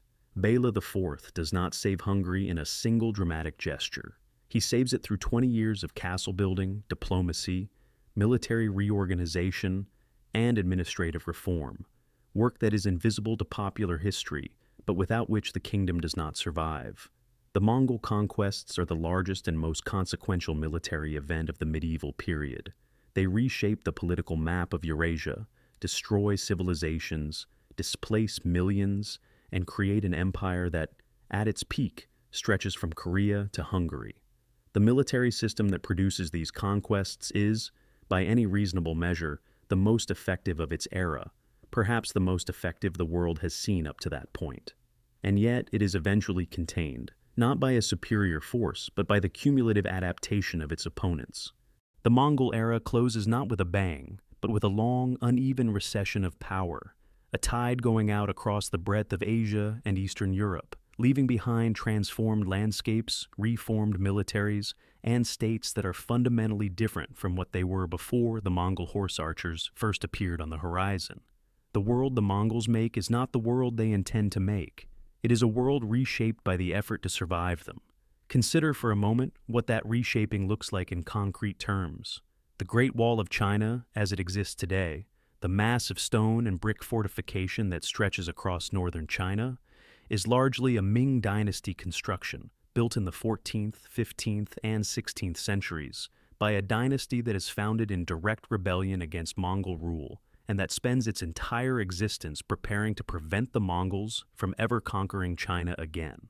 The centralized Russian state that emerges from the Mongol period, first under Moscow, then under the Tsars, adopts administrative and military practices that owe a direct debt to Mongol models of governance, taxation, and military organization. The Mamluk military system, validated and refined through decades of anti-Mongol warfare, becomes the template for military organization across the Islamic Middle East until the Ottoman conquests of the 16th century. Hungary's castle network, built in response to the 1241 invasion, defines the country's defensive landscape for centuries. The Mongol conquests do not merely destroy the old order. They force into existence a new one, a post-Mongol world where fortification is deeper, armies are more professional, command structures are more centralized, and the assumptions of military planners are permanently expanded by the knowledge that an enemy can appear from beyond the horizon, moving faster than warning, striking in winter, coordinating across continental distances, and fighting with a sophistication that makes conventional resistance futile. That knowledge, the hard-won understanding that military security depends not on the strength of the army alone, but on the resilience of the entire system behind it, is the enduring legacy of the Mongol military revolution. It is a lesson written in the ruins of Baghdad and Kiev, in the ashes of the Hungarian plain, in the flooded fields of the Bakh-Dang River, and in the stone walls of the castles that Bela IV builds one by one across a devastated kingdom, preparing for a fight that he knows is coming, and that he is determined his people will survive. If this documentary gave you a deeper understanding of why the Mongol military machine was so effective and what it actually took to stop it, consider subscribing to the channel and leaving a comment with your thoughts. There is always more to explore in the history of warfare, strategy, and the hard lessons of survival. And the next time someone tells you the Mongols were simply unstoppable, that they won because of some mystical warrior spirit or the genius of a single man, remember Hungary in 1285. Remember the Mamluks at Ain Jalut. Remember the Song holding the Yangtze for 45 years. Remember the stakes driven into the Bakh-Dang River. The Mongols were extraordinary. Their military system was centuries ahead of its time, but they were stopped, not by miracles, not by luck, but by the oldest and most unglamorous force in military history, the determination to learn from catastrophe and rebuild everything from the ground up. That is how you stop an unstoppable enemy. You change what you are.